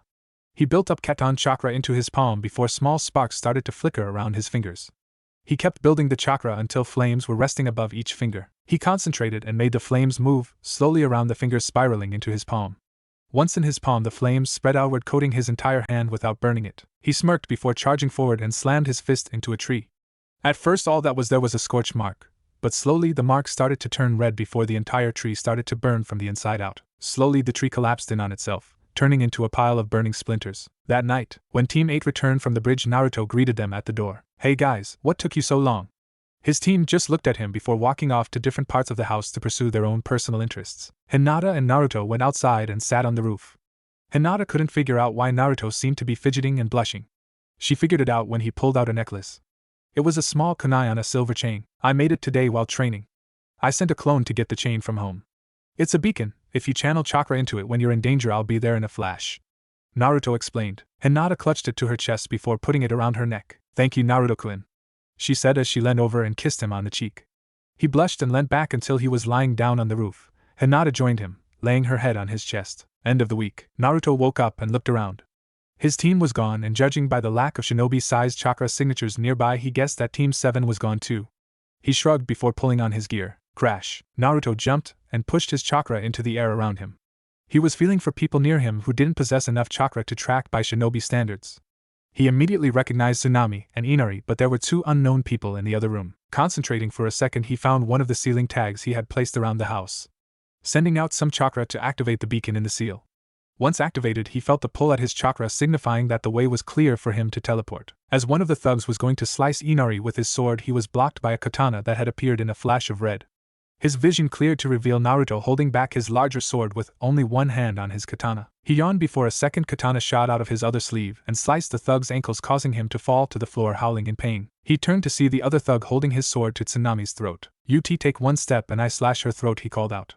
Naruto just smirked before vanishing in a flash, appearing behind the man and hitting him over the back of the head with the pommel of his sword. The man collapsed and Naruto created 3 clones, 2 to drag the thugs outside and tie them up and 1 to guard Tsunami and Inari. He nodded to them before racing off towards the bridge, his swords already back in their seals. At the bridge, Team 7 and 8 minus Naruto had just arrived at the bridge to discover a thick mist had covered the area. All of Tazuna's remaining workers were either knocked out or dead, they couldn't be sure yet. Haha, it seems the famous Sharingan Kakashi couldn't handle me alone, he had to call for reinforcements. Taunted Zabuza from within the mist. Look, one of your genin is even shaking in fear, how pathetic. At this 10 water clones appeared from the mist. You're mistaken, I'm not shaking in fear, I'm shaking in excitement, called Sasuke as he dispelled the clones in a blur of motion. Seems this one might be a match for you in speed, Haku, Zabuza commented. Hinata and Kurenai giggle a bit at this but hid it from Zabuza. The mist cleared to reveal Zabuza, Haku, and the demon brothers. Sasuke, take the hunter Nin. Kiba, Shino attack the demon brothers. Hinata and Sakura guard Tazuna. Kurenai, you and I are going to take down a demon, instructed Kakashi, becoming suddenly serious. The various battles raged for a few minutes. Kiba and Shino were at a stalemate with the demon brothers. Shino couldn't get his beetles close enough because of their teamwork, and Kiba and Akamaru could only just follow them by scent, but the mist was making it difficult. Kakashi and Kurenai were having a hard time. With all the mist, Kakashi's Sharingan was almost useless, and Kurenai couldn't get a lock for her Genjutsu. They were barely dodging Zabuza's giant blade. Sasuke was doing the worst. He was trapped inside a dome of ice mirrors and riddled with Senbon, his Sharingan blazing but ultimately not helping. Hinata was watching all this with her Byakugan when she noticed the chakra signature getting closer. She focused her eyes to see Naruto racing over at his fastest speed without teleporting. She knew he wouldn't make it in time to help Sasuke. That's when she remembered the necklace. She grabbed it and channeled chakra to it. In an instant, Naruto appeared in a red flash. He surveyed the battles before turning and giving Hinata a quick kiss on the cheek before placing a seal tag on the ground. He looked into the dome to see Sasuke collapse. He quickly flashed over and grabbed Sasuke before flashing out again and depositing him with Sakura. When he stood up straight, he felt a little woozy. He had used a lot more chakra than normal thanks to holding Sasuke. But still, he charged into the dome anyway to defeat the masked Nin. He knew it was Haku, but he wouldn't call him out just yet. You are a fool, rushing into your own demise like that. You should have run when you had the chance. Once I start attacking, you will have no chance of escape. Came Haku's voice from all around. Naruto just smirked before lazily watching the Senbon come flying at him from all directions. With a flick of his wrist, his sword shot out. Enhanced with Futon chakra, it blew all the Senbon away from him. I'll admit, with your bloodline you're fast, but sadly, called Naruto as he disappeared mid-sentence. He appeared above Haku while she was moving between mirrors. I'm faster, Haku. And with a quick swing of his sword, Haku was sent crashing to the ground. He had made a mirror encase his chest to prevent damage. When he was getting up, he saw that the mirror was almost cut all the way through. How did you know it was me? Questioned Haku as he struggled to stand. Please, how many people have a chakra signature as unique as your own? Your chakra is cool like your ice, but comforting. That makes this so much harder. With his part said, Naruto charged again, his sword ready to sever Haku's head. Hayatan, frozen blade, called Haku as a blade of ice formed around his hand. He barely blocked in time, but he could see the ice wouldn't last. Naruto frowned for a second before he began to expel chakra. At first nothing happened until Haku noticed that the ice mirrors that were still up were starting to melt. Sorry, I'm new to this whole Shikun thing. Scorch is difficult to use on purpose and even harder to restrict to a small area like your ice. Haku was shocked that he was melting her ice, including her blade. With a quick strike from the blonde, her blade shattered, the force knocking her to the ground. End it, Naruto. I am a broken tool. Haku's voice was filled with sorrow. Naruto raised his sword ready to knock Haku out when a loud chirping sound filled the bridge. The mist had cleared significantly since the start of the fights, revealing Zabuza standing still in a sort of daze and Kakashi charging at him with lightning coating his hand. Sorry, Naruto-kun, but it seems I may have a use yet, said Haku as she struck a Senbon into Naruto's stomach, causing him to stumble. Haku took off to intercept Kakashi. Naruto tried to follow but found his chakra not responding. He pulled out the Senbon that Haku had struck him with, and his chakra started to flow again, but it was too late. Haku was already dying, a hole where his heart used to be. Zabuza looked down at Haku, and for a second a tear started to build in his eye. Well, it seems the demon of the bloody mist isn't all he's cracked up to be. Oh well, I wasn't going to pay him anyway. Man, kill them all, came the voice of Gato. Everyone looked to see Gato and an army of thugs standing on the bridge. Zabuza looked at the thugs before turning to Kakashi and Kurenai. Gato is mine, you two take out the thugs. And with that he charged forward, his cleaver leaving behind a pile of bodies and severed limbs in its wake. With him were the demon brothers who were taking down anyone stupid enough to attack Zabuza from behind. Kurenai and Kakashi both charged in as well and were soon joined by Naruto, who was nothing but a blur as he took down thugs left and right. They made quick work of the thugs who weren't taken down by the mist Nin. When Zabuza reached Gato, the little man was shaking in his boots. Even though Zabuza had wounds covering his back and could barely lift his sword as the demon brothers had fallen a little while ago. Zabuza, using the last of his strength, swung his sword downwards, cleaving the man in two. Using his sword as a cane, he slowly walked to the demon brothers before grabbing what was left of them and dragged them over to Haku's body. When he got there, he collapsed. I'm so sorry, Haku, but I know I won't see you again. I hope you're happy up there. And with that, the light left Zabuza's eyes. The last thing he saw was Haku's smiling face and snowflakes falling all over the battlefield. Naruto stood in front of the grave that his clones had dug out for Zabuza and his accomplices. 4 side-by-side graves with Zabuza's massive sword marking the area. He reached into his pocket, activating his seals and causing his Fuinjutsu scroll to poof into his hand. He unsealed his inkwell and calligraphy brush. He walked forward and started drawing seals on the sword and the area surrounding the graves. Once it was all done, he stepped back to admire his work. Preservation, Fuin, he called. The seals all glowed before swirling around until they converged in a single point in the center of the graves, forming a small mark on the ground similar to a scorch mark. He wiped away a single tear before turning away and disappearing in his usual flash of red. On the bridge. Where is the dobe? Screamed out Sakura, causing everyone present to flinch, and the whole population of Wave was there, which was quite the achievement for the Pinkette Banshee. Suddenly Naruto appeared next to Hinata in his now signature flash of red. Sorry I'm late everyone, I needed to do something really quick, said Naruto sheepishly while scratching the back of his head. His team smiled. When it was a serious moment he was all business, but when there was no apparent danger he reverted to the attitude of a child. Ah, good, now that everyone is here we can get going, said Kakashi, smiling. He had cut in to prevent his team from starting a shouting match with Naruto. He was still confused about Naruto. He was almost completely certain that he was his sensei's son now. Now that he had gotten to know Naruto, he could see the similarities between him and his parents, being like Kushina when he didn't need to be serious and like Minato in battle. Although if he was honest with himself he would have never noticed if Naruto hadn't let his bloodline show. Inari came forward holding back tears. Please promise you'll come visit soon, Naruto-Nizan, he said while trying his hardest not to cry. Hey, it's alright to cry in a time like this. Just remember to grow strong so that you can protect all that is precious to you. And I will definitely come visit you soon, said Naruto with conviction. Alright kids, let's head out. If we run we'll be home by lunchtime. Naruto, can you run ahead and alert Hokage-sama that we will be arriving soon, and then come back and meet up with us, said Kurenai. Kakashi looked like he was about to say something so that Naruto would stay so he could talk, but he was too late as Naruto had already nodded and ran off.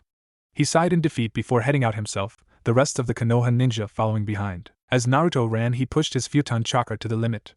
At the speed he was traveling it would take a very experienced ninja or someone with a fully matured Sharingan to follow his movements. Once the gates were visible he straight away realized a major problem. At the speed he was traveling he wouldn't stop in time to check in at the guard station.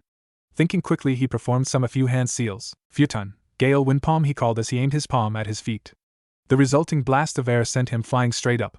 Once he was up high he used a burst of wind chakra to slow his descent and push him to the guard booth. Landing gently he signed in at the booth and waved to Kotetsu and Izumo before darting to the Hokage's office at normal speeds. No use showing the villagers what he could really do. Hey Gigi, Kurenai-sensei sent me ahead to tell you that Teams 7 and 8 will arrive sometime around lunch, said Naruto as he walked into the Hokage's office. Ah Naruto, good to see you. Did you make any progress with replicating your father's seals? Questioned the old man. Naruto smiled before pulling a tag out of one of his pockets and slapping it onto the Hokage's desk. He smirked before disappearing in a red flash, returning a second later with a small flower. I finally figured out the seal and placed a couple in places in Wave. I overlaid the tags with a preservation seal as well, said Naruto, proud of his accomplishments. Now if you'll excuse me I need to tell Kurenai-sensei that I made it here safely, said Naruto as he put the flower between his teeth and flashed out again. Hinata jumped slightly when Naruto appeared next to her, passing her the flower before the others looked to him. He winked at her under his hood before taking it off to smile to everyone. Gigi knows that we're coming, said Naruto, still smiling like an idiot. Thank you Naruto, if you want you can head back to Konoha now, thanked Kurenai. Naruto smiled before shaking his head. It's fun walking with you guys, said Naruto. Baka, we're sprinting as fast as we can, screamed Sakura. Naruto smiled sheepishly. Sorry, sometimes I forget how fast my normal speed is, and FYI my team is moving at a steady jog compared to their full speed, said Naruto, going from his childish attitude to battle mode in an instant. Naruto started moving along next to Hinata. Hey Hinata-chan, turn on your Byakugan and look at my feet, whispered Naruto. Hinata complied with his wish and focused her Byakugan to his feet. What she saw shocked her. He wasn't touching the trees. Every time it looked like he was going to land on a branch he would send a jet of futon chakra out of his foot, creating a platform that he could step on instead, effectively flying along instead of running. Naruto-kun, how are you doing that? You're flying, whispered Hinata, trying to avoid the others noticing. Nah, not really. If I was flying I would need to control the wind around me constantly, and I don't have the control to do that while holding myself in the air. This is just applying the tree climbing theory with futon training. Naruto smiled, still talking in a whisper. They continued on towards Konoha, Naruto and Hinata chatting the whole way. Kakashi was watching Naruto to find a time to talk to him but couldn't find a time. Kurenai was talking with Shino about the possibilities of using genjutsu to hide his bugs in a battle. And Team 7 were so tired and concentrating on where they were jumping to talk. Once the gates were in view Naruto turned to his sensei. Hey Kurenai-sensei, I should probably flash into the Hokage's office. It might get confusing trying to explain why I'm coming into Konoha a second time without leaving.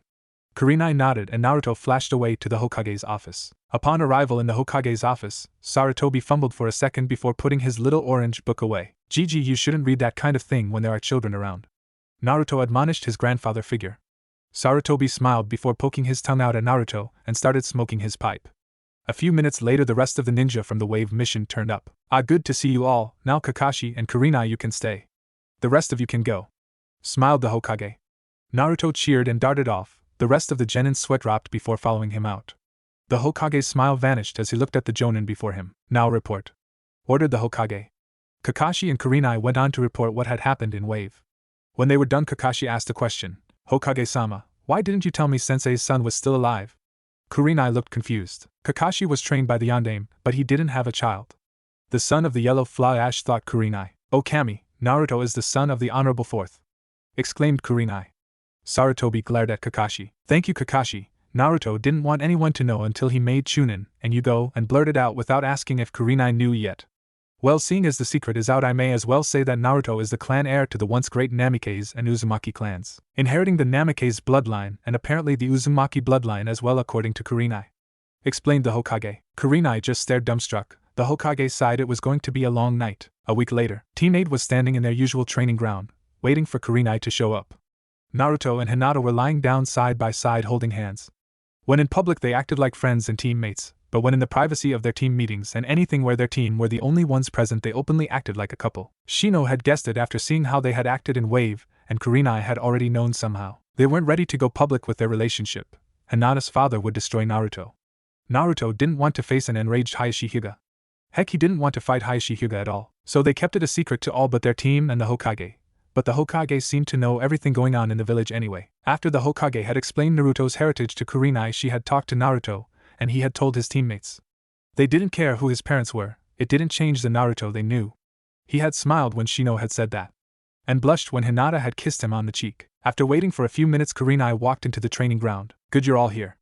I am entering you 3 in the Chunin exams. I think you are ready to try and advance, and even if you don't get promoted, this will still be a great learning experience, explained Kurenai brightly. Although inside she in turmoil, she knew her team was ready, but she thought it was too early for them to enter the exams.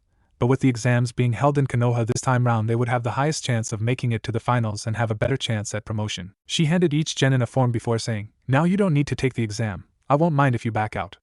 Just show up at the academy at room 301 in a week's time, okay? Her team nodded before going off to think. She knew they would all enter anyway.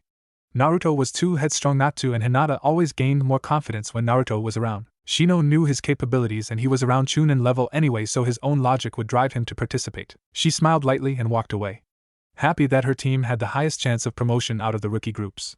Kakashi hadn't taught his team enough for them to be proper contenders, except maybe Kiba with his clan training, but he was too brash to think anything through anyway, so he wouldn't last long. Team 10 had a high chance of passing too, but that was because their team format was a tried and tested team arrangement.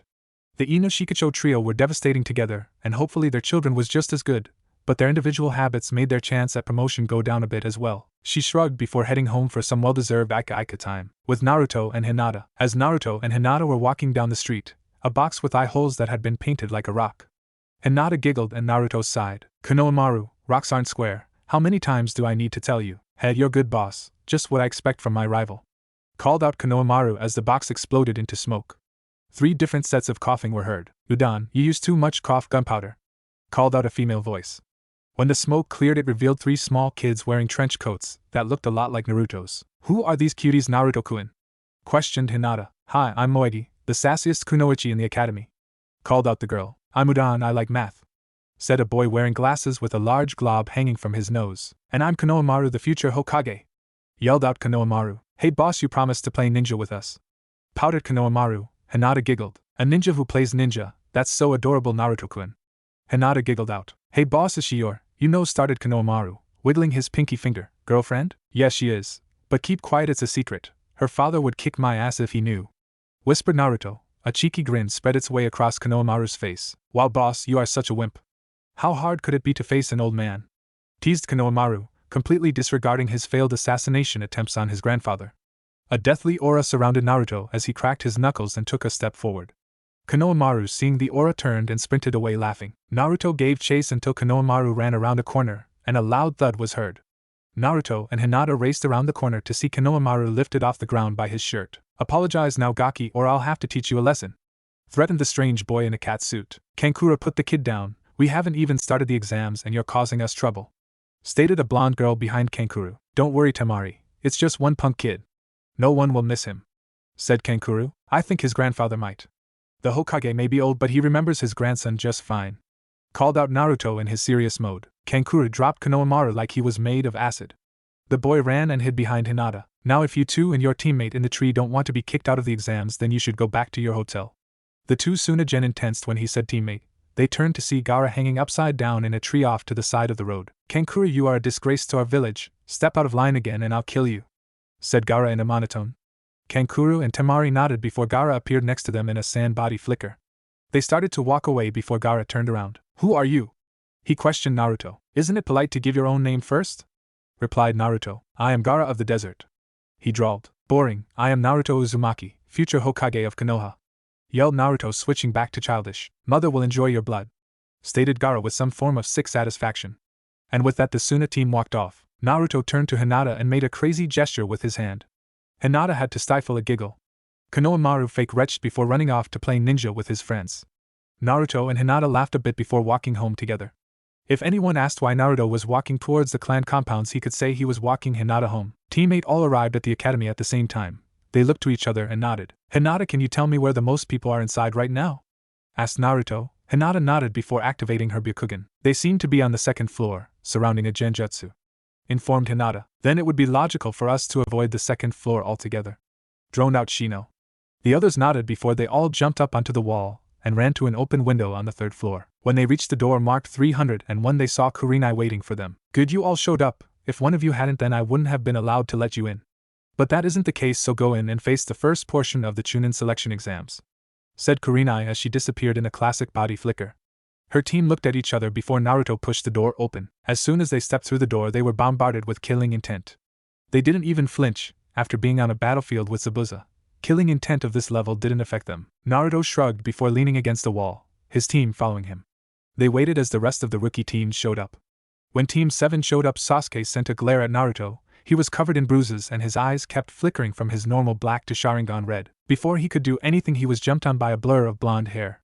Naruto silently laughed as he saw Sasuke almost raped by Ino. Shikamaru and Choji came and sat with Team 8. So troublesome, exclaimed Shikamaru before he sat down and tried to get to sleep. Hey, you guys should keep quiet. There are a lot of hostile teams here and you rookies being loud just make you targets, said a genin that none of them recognized. Who are you? Questioned Sakura. I'm Kabuto, and if there's anything you want to know about these exams, just ask, said the now named Kabuto. Why would you know about the exams? Is this your second try? Asked Sakura. It's my seventh, replied Kabuto sheepishly. Naruto stopped listening after that. Shino would tell him if anything important was said, so instead he turned to investigate the assembled genin. Not many teams got his attention, but a few did. He saw the Suna team, the redhead giving off as much killing intent as Zabuza. He saw a Konoha team with a Hyuga, a girl who looked like a panda and a boy with a bull haircut and massive eyebrows. Even though they looked stupid, he could feel the power and confidence that they were exuding. And the final team to catch his eye were from IWA, the only team from IWA in fact. There were two boys and a girl. The first boy was tall and thin, wearing brown shorts and a gray t-shirt with maroon sandals. He had a pale complexion and bright blonde hair cut into a short ponytail. His arms were covered in burn scars from the elbows down, some fresh and some old. The second boy was short and stocky, his build reminiscent of a boulder. He had extremely tan skin, looking like he had stayed in the sun a little too long, and his hair was mud brown. He wore brown pants and a black t-shirt with the same maroon sandals. The girl was very different from her companions. She seemed to enjoy matching her clothing to her physical characteristics. Her hair was green and she wore a t-shirt that matched. Her eyes were purple and her shorts matched them. She had the same sandals as her team. She was about the same height as Naruto with an average build for a kunoichi. They were studying him as intently as he was studying them, and they were giving off as much killing intent as Gaara. Naruto shrugged it off to hear Sasuke. I want to know about Rock Lee of Konoha and Naruto Uzumaki of Konoha. Kabuto started to reach for his cards. And can you tell me about Gaara of the desert? Naruto cut in. You know all their names, that makes it so much easier, said Kabuto as he pulled out 3 cards. First up is Gaara of the Sand. Son of the 4th Kazekage, his teammates are his siblings. He has been on 40C rank missions, 20B rank and 2A rank. He has returned from every mission without a scratch. I don't know anything about his abilities because he's from another village. Next is Rock Lee of Konoha. His teammates are Neji, Hyuga and Tenten. He has completed 200D rank missions, 50C ranks and 1B rank. He graduated the last of his class and can't use Nin or Genjutsu, but his taijutsu is off the charts. And finally Naruto Uzumaki. His teammates are Hinata, Hyuga and Shino Aburame. He has completed 30C rank missions and 1A rank mission. His Genjutsu is non-existent, but his Nin and taijutsu are off the charts. It is also listed that he is the fastest genin in Konoha. Finished Kabuto. Naruto's eyes narrowed. Only the Hokage had called him the fastest genin, and it was never put on his record. Kabuto continued to talk while Naruto looked around the room to see if anyone had been listening. Apparently most of the room had been. Gaara looked intrigued or possibly hungry. The IWA team were doubling their killing intent, and the guy with the bowl haircut, Rock Lee, if that Kabuto kid was right, had flames burning in his eyes and looked like he was going to challenge him to a race or something. But before he could, the team from Oto attacked Kabuto with some form of sound wave attack. Before anything else could happen though, the front of the room was engulfed in smoke. My name is Ibiki Marino and I'm the proctor of the first exam. And there will be no fighting unless told otherwise by a proctor, yelled out a scarred man in the middle of a group of Chunin. Now come and grab a number that will be your assigned seat. You have 30 seconds to get a number, get to a seat and wait for the test to start, called out Ibiki. For a second no one moved until he looked at his watch and tapped it twice. Almost everyone in the room made a mad dash for the Chunin proctors. The IWA team, the Suna team and Team 8 all calmly collected their numbers and found their seats. Naruto found himself sitting next to Sakura, Great the Banshee. Couldn't I have been put next to Hinata-chan? Ibiki went on to explain the rules. I'm only losing 2 points for cheating, and these questions are way too hard for Genin to answer. This is for information gathering rather than book smarts. As Naruto finished this line of thought, he noticed Sakura was furiously writing down the answers. He looked around to see what had appeared to be a team of Genin before were really Chunin in disguise, filling out the answers slowly so they could be copied. He noticed Sasuke using his Sharingan to copy answers. He saw Neji using his Byakugan and assumed Hinata would be as well. Gaara had an eye made of sand giving him answers. Kiba had Akamaru getting answers. Shino was using his bugs, and finally Tenten and Lee were using mirrors to convey information. Naruto smirked and faked a sneeze. When he sneezed, he released a lot of futon chakra, causing test papers to fly into the air. During the confusion, he darted around the room and collected the answers before racing back to his seat and writing them down. Once everyone had gotten their papers and a few were disqualified for blatantly reading other people's papers, Naruto looked around and was glad to see that no one had seen him move, not even Sakura. The kid is certainly fast. I barely tracked him as he moved through the papers, mused Ibiki. Naruto leaned back confident that he could pass. He sensed someone looking at him, but when he couldn't find who, he gave up on it. 2 rows behind Naruto sat Katamari Wakashima, the kunoichi from IWA. Her clan had a dojutsu, marked by their purple eyes. It allowed them a watered-down version of the Sharingan's predictive abilities. She had seen Naruto move, albeit only just, but she had definitely seen him disappear from his seat then reappear shortly after. It confirmed her team's fear that he was somehow related to the Yellow Flash. She would have to tell her teammates later. The rest of the test went pretty smoothly.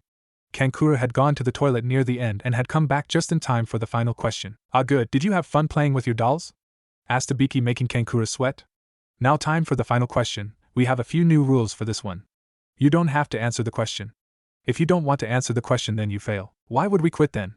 Yelled out Kiba. Ibiki grinned evilly. Because if you get the question wrong, then you fail and can never take the exams again, stated Ibiki. You can't do that. There are people who have failed before, yelled out Kiba again. I wasn't the proctor for those exams, said Ibiki, smirking like a madman. At first no one moved until one genin cracked. In reality it was one of the disguised Chunin. Him and his team were kicked out and many followed. Naruto looked down to see Hinata slowly raising her hand.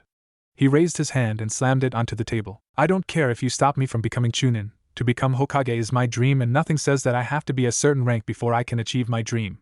So stop wasting my time and give us the question, Naruto yelled.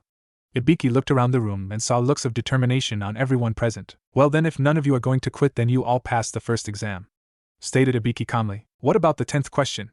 Called out Kiba. There was no 10th question, rather the decision to stay was the question. As a Chunin you will be given harder missions with little to no information. Can you say no thanks and live to fight another day? No, as a Chunin you must continue onwards and either finish the mission or die trying, explained Ibiki. Then what was the point of the first 9? Asked Tamari. As ninja, our main profession is to lie and steal. Information is worth more than gold to a village. If you can't collect information without being caught, then you don't deserve to be a Chunin. But false information is even worse. When Ibiki said this, he untied the bandana around his head to reveal scars covering his head. This is the price of misinformation. Before he could say any more, a black ball shot through the window. Kunai launched from it and embedded the roof and walls. It unrolled to reveal a banner. It said the sexy and single Enko Mitarashi, proctor of the second exam. Ibiki's sweat dropped. This is no time to be celebrating, it's on to the second exam, exclaimed Enko. Most of the guys in the room were trying to contain nosebleeds directed at the scantily clad proctor. Enko read the mood, no one's celebrating, Ibiki stated. Enko's sweat dropped before counting the genin remaining. 78 left. Wow, Ibiki, you must be losing your touch, Enko said. Or we have an incredibly talented bunch this year, countered Ibiki. Oh well, I'll cut the numbers in half. Everyone follow me to your next exam at Training Ground 44. If you aren't there in 5 minutes then you will fail," said Anko as she jumped out the window. For a second no one moved, then everyone except Team 8 launched themselves out the window. "Wow, Anko-sensei is being pretty nice. She hasn't made anyone bleed yet," said Hinata. "The key word is yet," said Shino in his monotone voice. Naruto just shrugged before creating 2 clones that picked up his teammates and sprinted towards the Forest of Death. Team 8 were the first to arrive at the forest. Only a few people had seen them as Naruto ran past. The few people who had noticed were Anko, Neji, Hyuga, and Akunoichi from Kusa. Once the majority of the contestants had arrived at the forest, Anko started to speak. "Damn Gaki, you got faster!" she exclaimed in pride. "Now then, this is the Forest of Death. Each team will be given a scroll. It will be either a heaven or earth scroll. You must obtain a full set within 5 days in the forest." 5 days? What will we do for food?" exclaimed Choji. "There are plenty of plants and animals that are edible, as long as you eat them before they eat you," explained Anko with a barely controlled bloodlust. Choji gulped in fear. This will be a walk in the park, won't it, Akamaru?" asked Kiba as he looked to his dog. Akamaru growled at the forest before hiding inside Kiba's jacket. Before Kiba could say anything further, a kunai shot past his face, slicing a thin cut into the flesh. Before he could even flinch, Anko was on his back, running her tongue over the cut and drinking in the blood. Not the best I've had, but still the pedigree must be pretty well kept," said Anko as she savored the taste. As she did this, she pressed her body into Kiba's back. Kiba could feel her ample chest rubbing against him. With a lecherous smile and a stream of blood from his nose, he passed out. Anko looked down at the bloody mess before her. "Somebody wake up the mutt, then I can continue." Sakura seemed all too happy to accept the responsibility. With a quick strike of her fist, Kiba was sent flying into the air and then back down to the ground, now fully alert and awake. A few genin chuckled before paying attention to Anko again. "Now, seeing as this forest has the lowest survival rate of any training ground in Konoha, you all have to sign these waivers. This way if you die I won't be held responsible," said Anko cheerfully, as if she was almost hoping that they would die so she could see the blood stains they left behind. Each team signed the waivers before getting handed a scroll and told which gate they would be starting at. Team 8 got an earth scroll. The genin dispersed, all trying to reach their gates before they run out of time. Team 8 arrived at their gate and waited, knowing the layout of the forest from previous training sessions with Anko. As soon as the gates opened, Hinata activated her Byakugan and started scanning the surrounding areas. Shino sent his Kikai beetles out to find possible locations for traps and ambushes. Naruto made a dozen clones and sent them to find other teams. They made a run for a small area they had seen several times before in the forest. It was an area filled with leeches and other bugs that Shino had befriended. "A team is approaching us rapidly. If we want to trap them with the leeches, then we need to act fast," said Hinata. Naruto just grabbed the supplies of ninja wire and sped around the area, creating a net and stringing it up in the trees, positioned below a large patch of leeches. A team of genin from AIM were jumping through the trees, until they found themselves hanging in a net. They were about to start cutting through the wires when the leeches dropped down, covering them in seconds. They screamed for a few seconds before Shino appeared in front of them. "If you give up your scroll, then I will call off the leeches. If you don't, then you will be drained of blood in minutes, then my team will then retrieve the scroll. Take the logical choice," drawled Shino in his monotone voice. The leader of the team fumbled with his pack before retrieving the scroll. He nodded towards a tree and a blur shot forward, collecting the scroll and knocking them out. Once they were knocked out, Shino called off the leeches and released them from the net. Naruto came out holding up an earth scroll. Hinata jumped down and sighed in defeat. They needed a heaven scroll. The IWA team had just killed a team of older Konoha nin. They were pathetic," exclaimed the blonde. "At least they had our scroll, Daichi-kun," said Katamari. The remaining teammate just grunted. Daichi Takamaya was the self-appointed leader of Team IWA. He has a short temper and doesn't like being corrected, and he was also the long-range fighter. Tsuyoshi Naomi was the short-range specialist. He had the same short, stocky build that his clan was known for. Katamari Wakashima, or Kato-chan to her teammates, was the mid-range and support fighter. She also acted as a scout thanks to her dojutsu. They were the strongest genin from the strongest clans from IWA, personally picked by the Tsuchikage to check if rumors of a Namikaze were correct. So far their suspicions were looking accurate. Now they looked to the center of the forest, towards the tower. "Should we go to the tower or see if this Naruto kid is really a Namikaze?" asked Tsuyoshi in his gruff voice. Daichi thought for a second before deciding. "Tsuyoshi, see if you can locate their approximate location with Doton ninjutsu, then we'll head towards them, trying to remain hidden. Once we get close to their location, we'll follow from a distance using your Kato-chan to keep track without having to get too close," instructed Daichi. His teammates nodded and Tsuyoshi performed a few hand seals before placing his palms on the ground. Even if Daichi appointed himself leader, he is good at thinking up plans, thought Kato. "I have him," said Tsuyoshi before taking off in the direction he indicated, the others following behind. They found their trail fairly quickly. They had found a team of unconscious genin, lacking a scroll, meaning they had been beaten by either the team they were hunting or another passing team. But based off of what looked like leech marks, that must have been done by a member of the Aburain clan, and the only Abure member that was participating was in the team they were after. They all smiled a smile that is often associated with predators. The team took off, now certain that they would be able to find information for their leader. Team 8 camped next to a small stream. Hinata made a small fire and started preparing a simple meal. Shino sent insects out to scout the area, and Naruto sped around the forest setting up traps and snares that would prevent most teams from making it to the camp. When Naruto arrived back, he saw Hinata serving up a large bowl of stew for Shino and herself. Once she was done serving, she passed the pot and a spoon to Naruto, smiling at him the entire time. He grabbed the pot and spoon before and began eating at a pace that only he could, finishing before his teammates. "Wow, Hinata-chan, you are the second best cook I know. Only Tochijiji from the ramen stand can beat you," stated Naruto with sincerity. Hinata blushed and finished her bowl before walking over to Naruto and kissing him on the cheek. "Thank you, Naruto-kun. Now I think it's your turn to wash up tonight," she said sweetly. "Okay, Hinata-chan," Naruto exclaimed brightly before collecting Hinata and Shino's eating utensils and heading to the stream to begin washing things, using Katon chakra to heat the water. The three of them set up a guard shift, and Naruto and Hinata went to sleep in separate tents. The next day, Team 8 broke camp before heading out. At about midday, they felt a strange power coming from the forest a distance away. "You guys keep heading towards the tower. I'll head over there to check out what's going on. If I'm not back soon, set up camp and then call for me, Hinata-chan," said Naruto. Before Hinata or Shino could say anything, he had already run off. Hinata sighed in defeat before nodding to Shino, and they took off toward the tower. Naruto was nothing but a blur as he raced through the forest, passing teams that only noticed a gust of wind. Team IWA had decided that Kato was the only one who could hope to catch up with Naruto, so she chased after while the other two followed after Hinata and Shino. Naruto arrived to a strange sight. Kiba, Akamaru and Sakura were unconscious, while Sasuke was on his knees with a strange man standing over him, biting his neck. With a scream of pain, Sasuke collapsed. The man looked ready to leave before he had to jump back, barely avoiding being hit with a punch that was close to breaking the speed of sound. "Kakuku, who do we have here?" taunted Orochimaru. "I am Naruto Uzumaki, the guy who's going to take you down for trying to hurt my friends," exclaimed Naruto. Orochimaru just smirked before the smirk changed to an expression of horror as he dodged a sword that would have taken his head off. The only thing he had seen was a flash of red. "Namikaze," he growled before ducking under another slash. "Oh, so you know my bloodline, do you?" stated Naruto as he took off his trench coat. "That makes this easier, no holding back." With that, Naruto started flashing around attempting to strike Orochimaru. To Naruto's frustration, none of them landed, although he did manage to steal an earth scroll from his pouch. "You are out of your league, Naruto-kun. I am Orochimaru of the Sannin, you'll never beat me," Orochimaru said, although with the speed that Naruto was moving never might have been a little exaggerated. If he had the same stamina as his mother and father, then Orochimaru would be the first to drop from exhaustion. It was at this point that Kato arrived, close enough that she would be away from the battle but still able to see what was happening, when she Naruto teleporting around the clearing and going toe-to-toe with the traitor Sannin. She took off the way she had come, not needing any more evidence, and not wanting to die in the crossfire. "Arg, that's it! Shadow Clone Jutsu!" called out Naruto as 9 identical copies of him appeared. "Namikaze Dicing Flash Barrage!" yelled out all the clones as they flashed to Orochimaru, swords out and ready to be used. For a few swings Orochimaru was fine, until one of the clones seemed to get lucky, his sword poking out of Orochimaru's chest. The clones poofed out of existence, and Naruto threw his swords down next to his trench coat. He was about to relax until the body turned to mud. He was surprised at first, but his expression quickly hardened.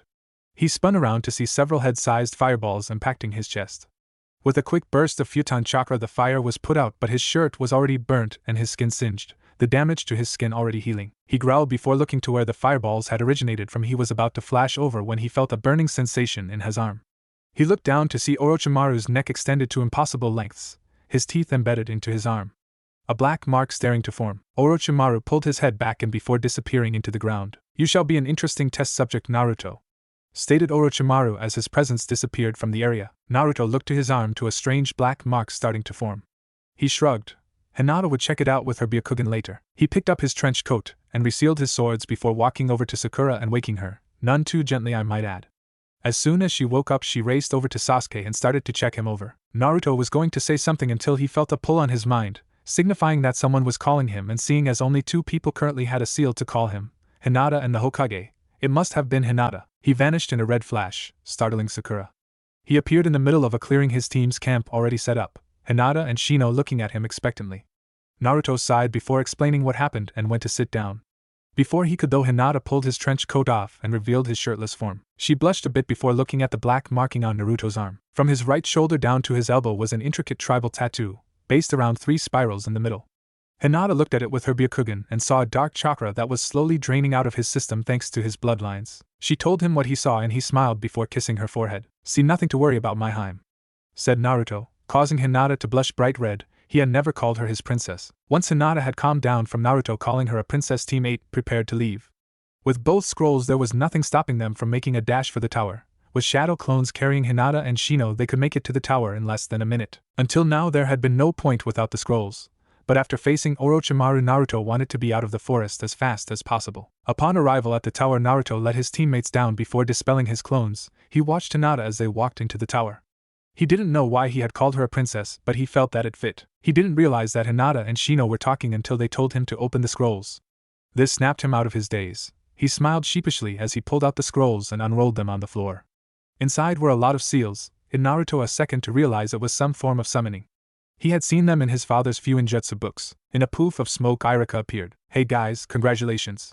You're the second team to make it here," said Irika. "Hear that, guys, we are awesome," yelled Naruto. "Ah, I miss you, Naruto," stated Irika fondly. "Me too, sensei," said Naruto with a smile. "Now if you'll follow me I'll show you to your rooms for the duration of the exam," said Irika as he led them up into the tower itself. At the end of the 5 days all the genin that passed were called into an arena. They stood in front of a stage with a large statue of 2 hands holding the ram seal. It was obviously an arena.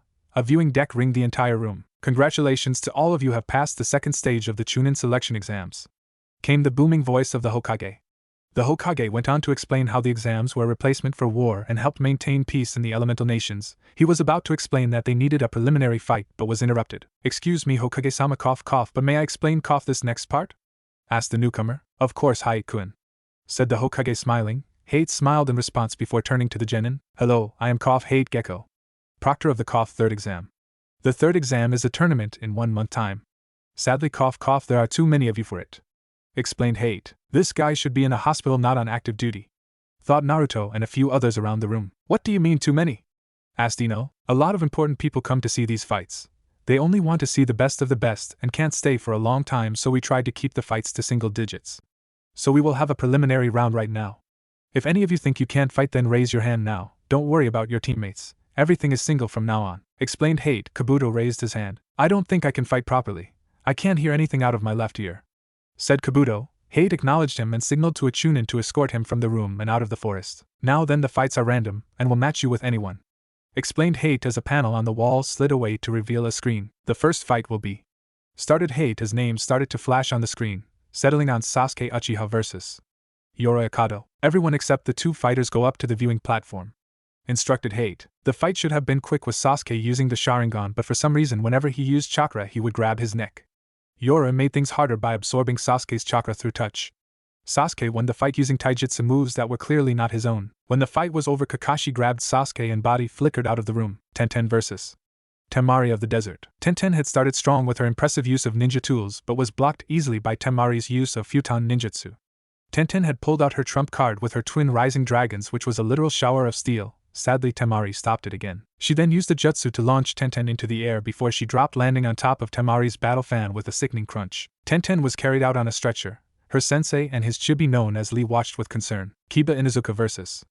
Gaara of the Desert. Kiba was about to jump into the ring when Akamaru started to whimper and back away. "What do you mean he smells of blood and death?"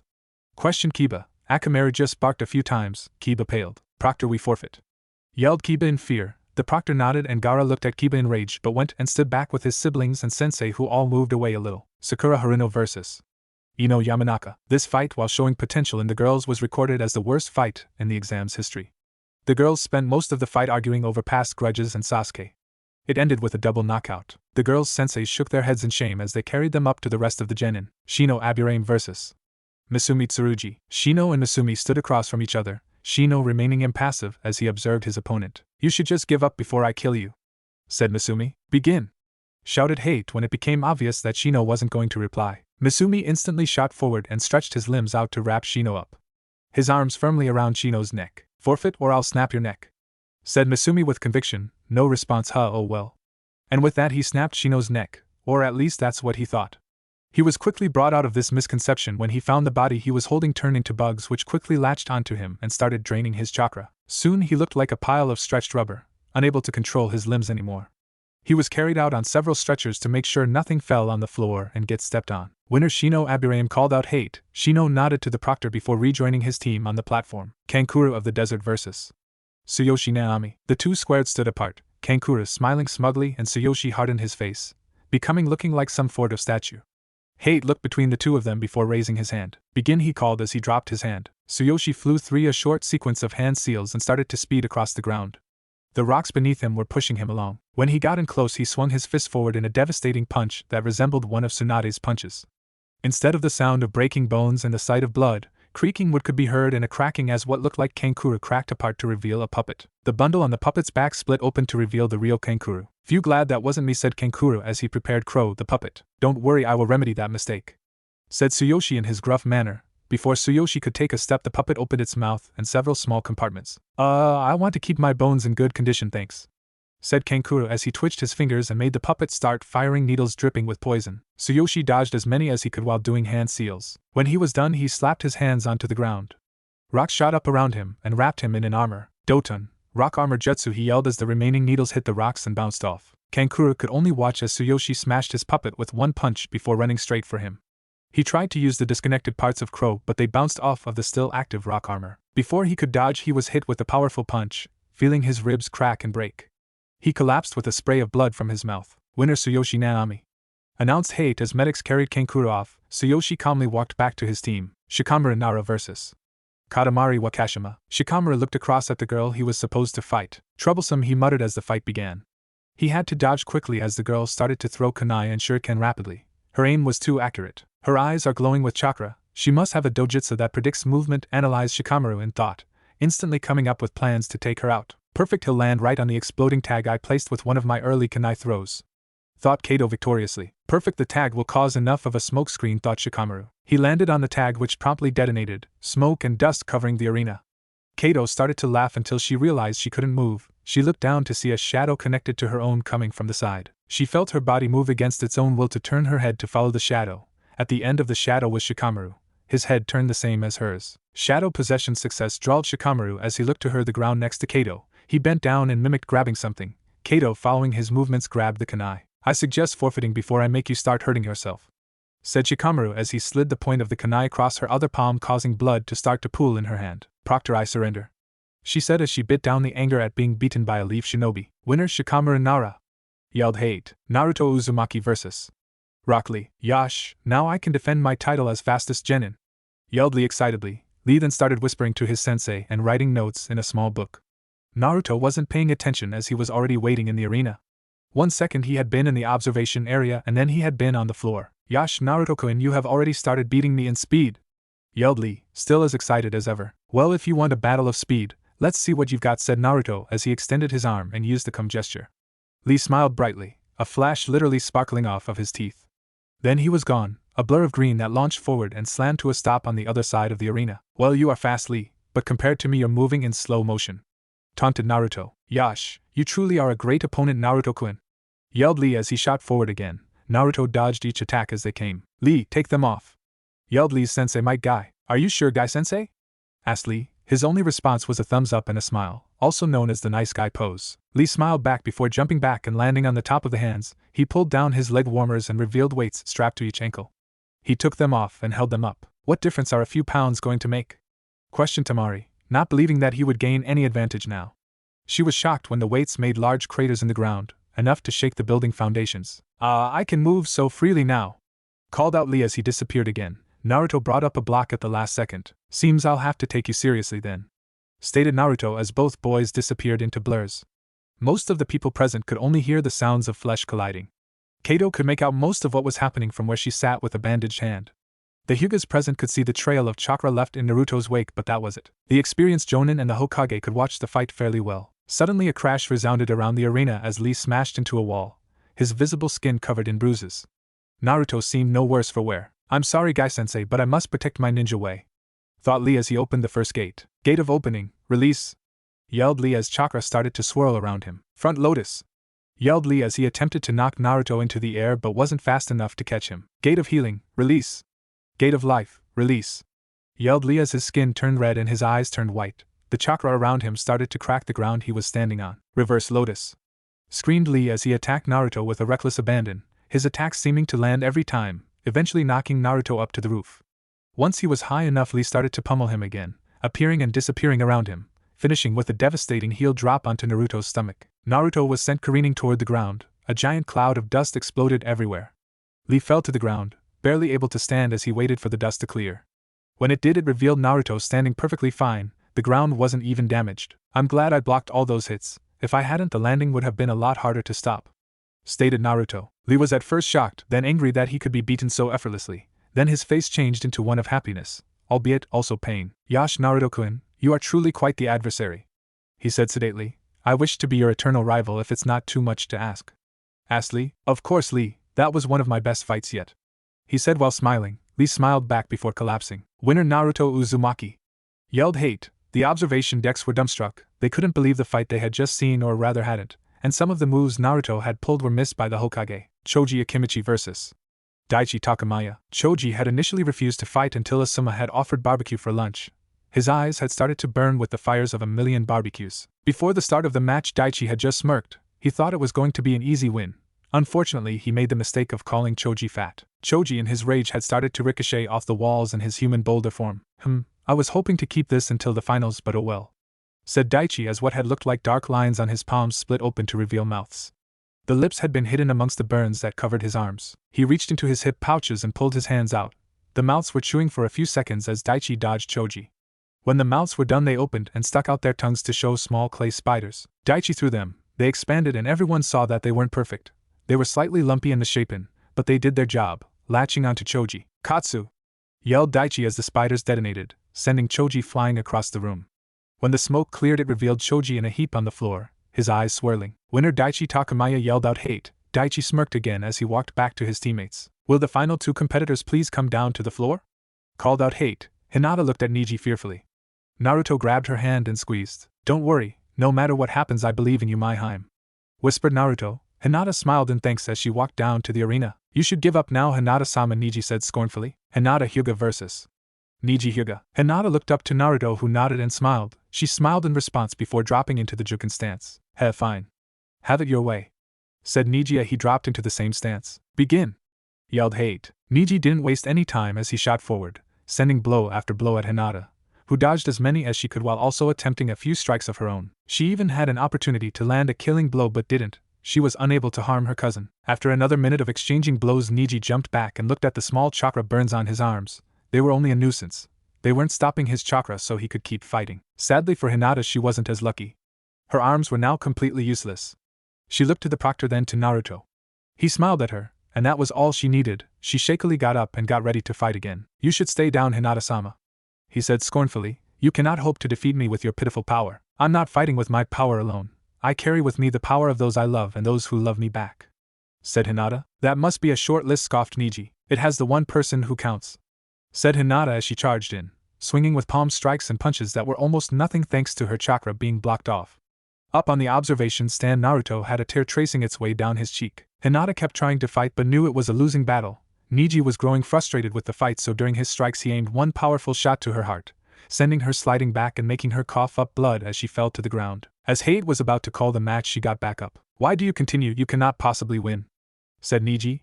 Hinata smiled faintly. "I won't give up, I won't quit. I won't let you beat me because I quit. That is our ninja way," she exclaimed as she looked to Naruto. Neji scowled before charging forward, a strike aimed directly for Hinata's heart. Before he could hit her, he was restrained by the proctor, his sensei, and Hinata's sensei. "Pathetic special privileges for the main house," scoffed Neji. "No protection for my student," said Guy seriously. It was at this point that Neji saw Naruto standing over Hinata, two swords held out in front of him, almost piercing Neji's chest. Naruto sighed in defeat as he sealed his swords away. He turned around and picked Hinata up and carried her toward the medics. He smiled at her and mouthed 3 words that Hinata had always wanted to hear from him. "I love you." Naruto was walking around Konoha. Kurenai was training Shino in Genjutsu to hide his bugs, but the Hokage had apparently set up a teacher for him, a teacher that was nowhere to be found. He was up against Sasuke in his first fight, and while he didn't think that Sasuke himself was a threat, his eyes were. He wanted to learn a few Genjutsu that may be able to fool the legendary Dojutsu or any other technique that would get the job done. Flashback. The winners from each fight were given a number to determine the finals matchups. Sasuke had been assigned the remaining number: Temari 6, Gaara 9, Shino 7, Tsuyoshi 2, Shikamaru 5, Naruto 4, Daichi 8, Neji 1, Sasuke 3, making the first round of fights: Neji vs Tsuyoshi, Naruto vs Sasuke, Shikamaru vs Temari, Shino vs Daichi, and the winner of the last fight would fight Gaara. End flashback. So Naruto needed training for use against the Sharingan. He was confident he could beat Neji, combining his desire for revenge with his bloodlines and months training with Hinata. After that he was unsure who he would be facing, so just being prepared for anything would be fine. But first he would need this elusive sensei. Just as he was walking past the hot springs, ready to give up, he heard a giggling. His pent-up anger towards this sensei made him snap. Looking around he spotted an old man with long white hair sitting in a tree, watching the women's area of the hot spring. Upon closer inspection Naruto saw a small line of blood dribbling down from his nose. Futon, Gale Wind Palm, Naruto exclaimed as he shot a jet of wind from his palm into the man's back, propelling him over the fence and into the middle of a group of kunoichi. Screams of pervert and the sound of fists colliding with flesh were heard for the next 10 minutes before the women from the hot spring left. The man came crawling out on all fours, covered in bruises and blood. As soon as he saw Naruto standing there waiting for him, he jumped up and looked good as new. "Igaki, did you see who used that jutsu?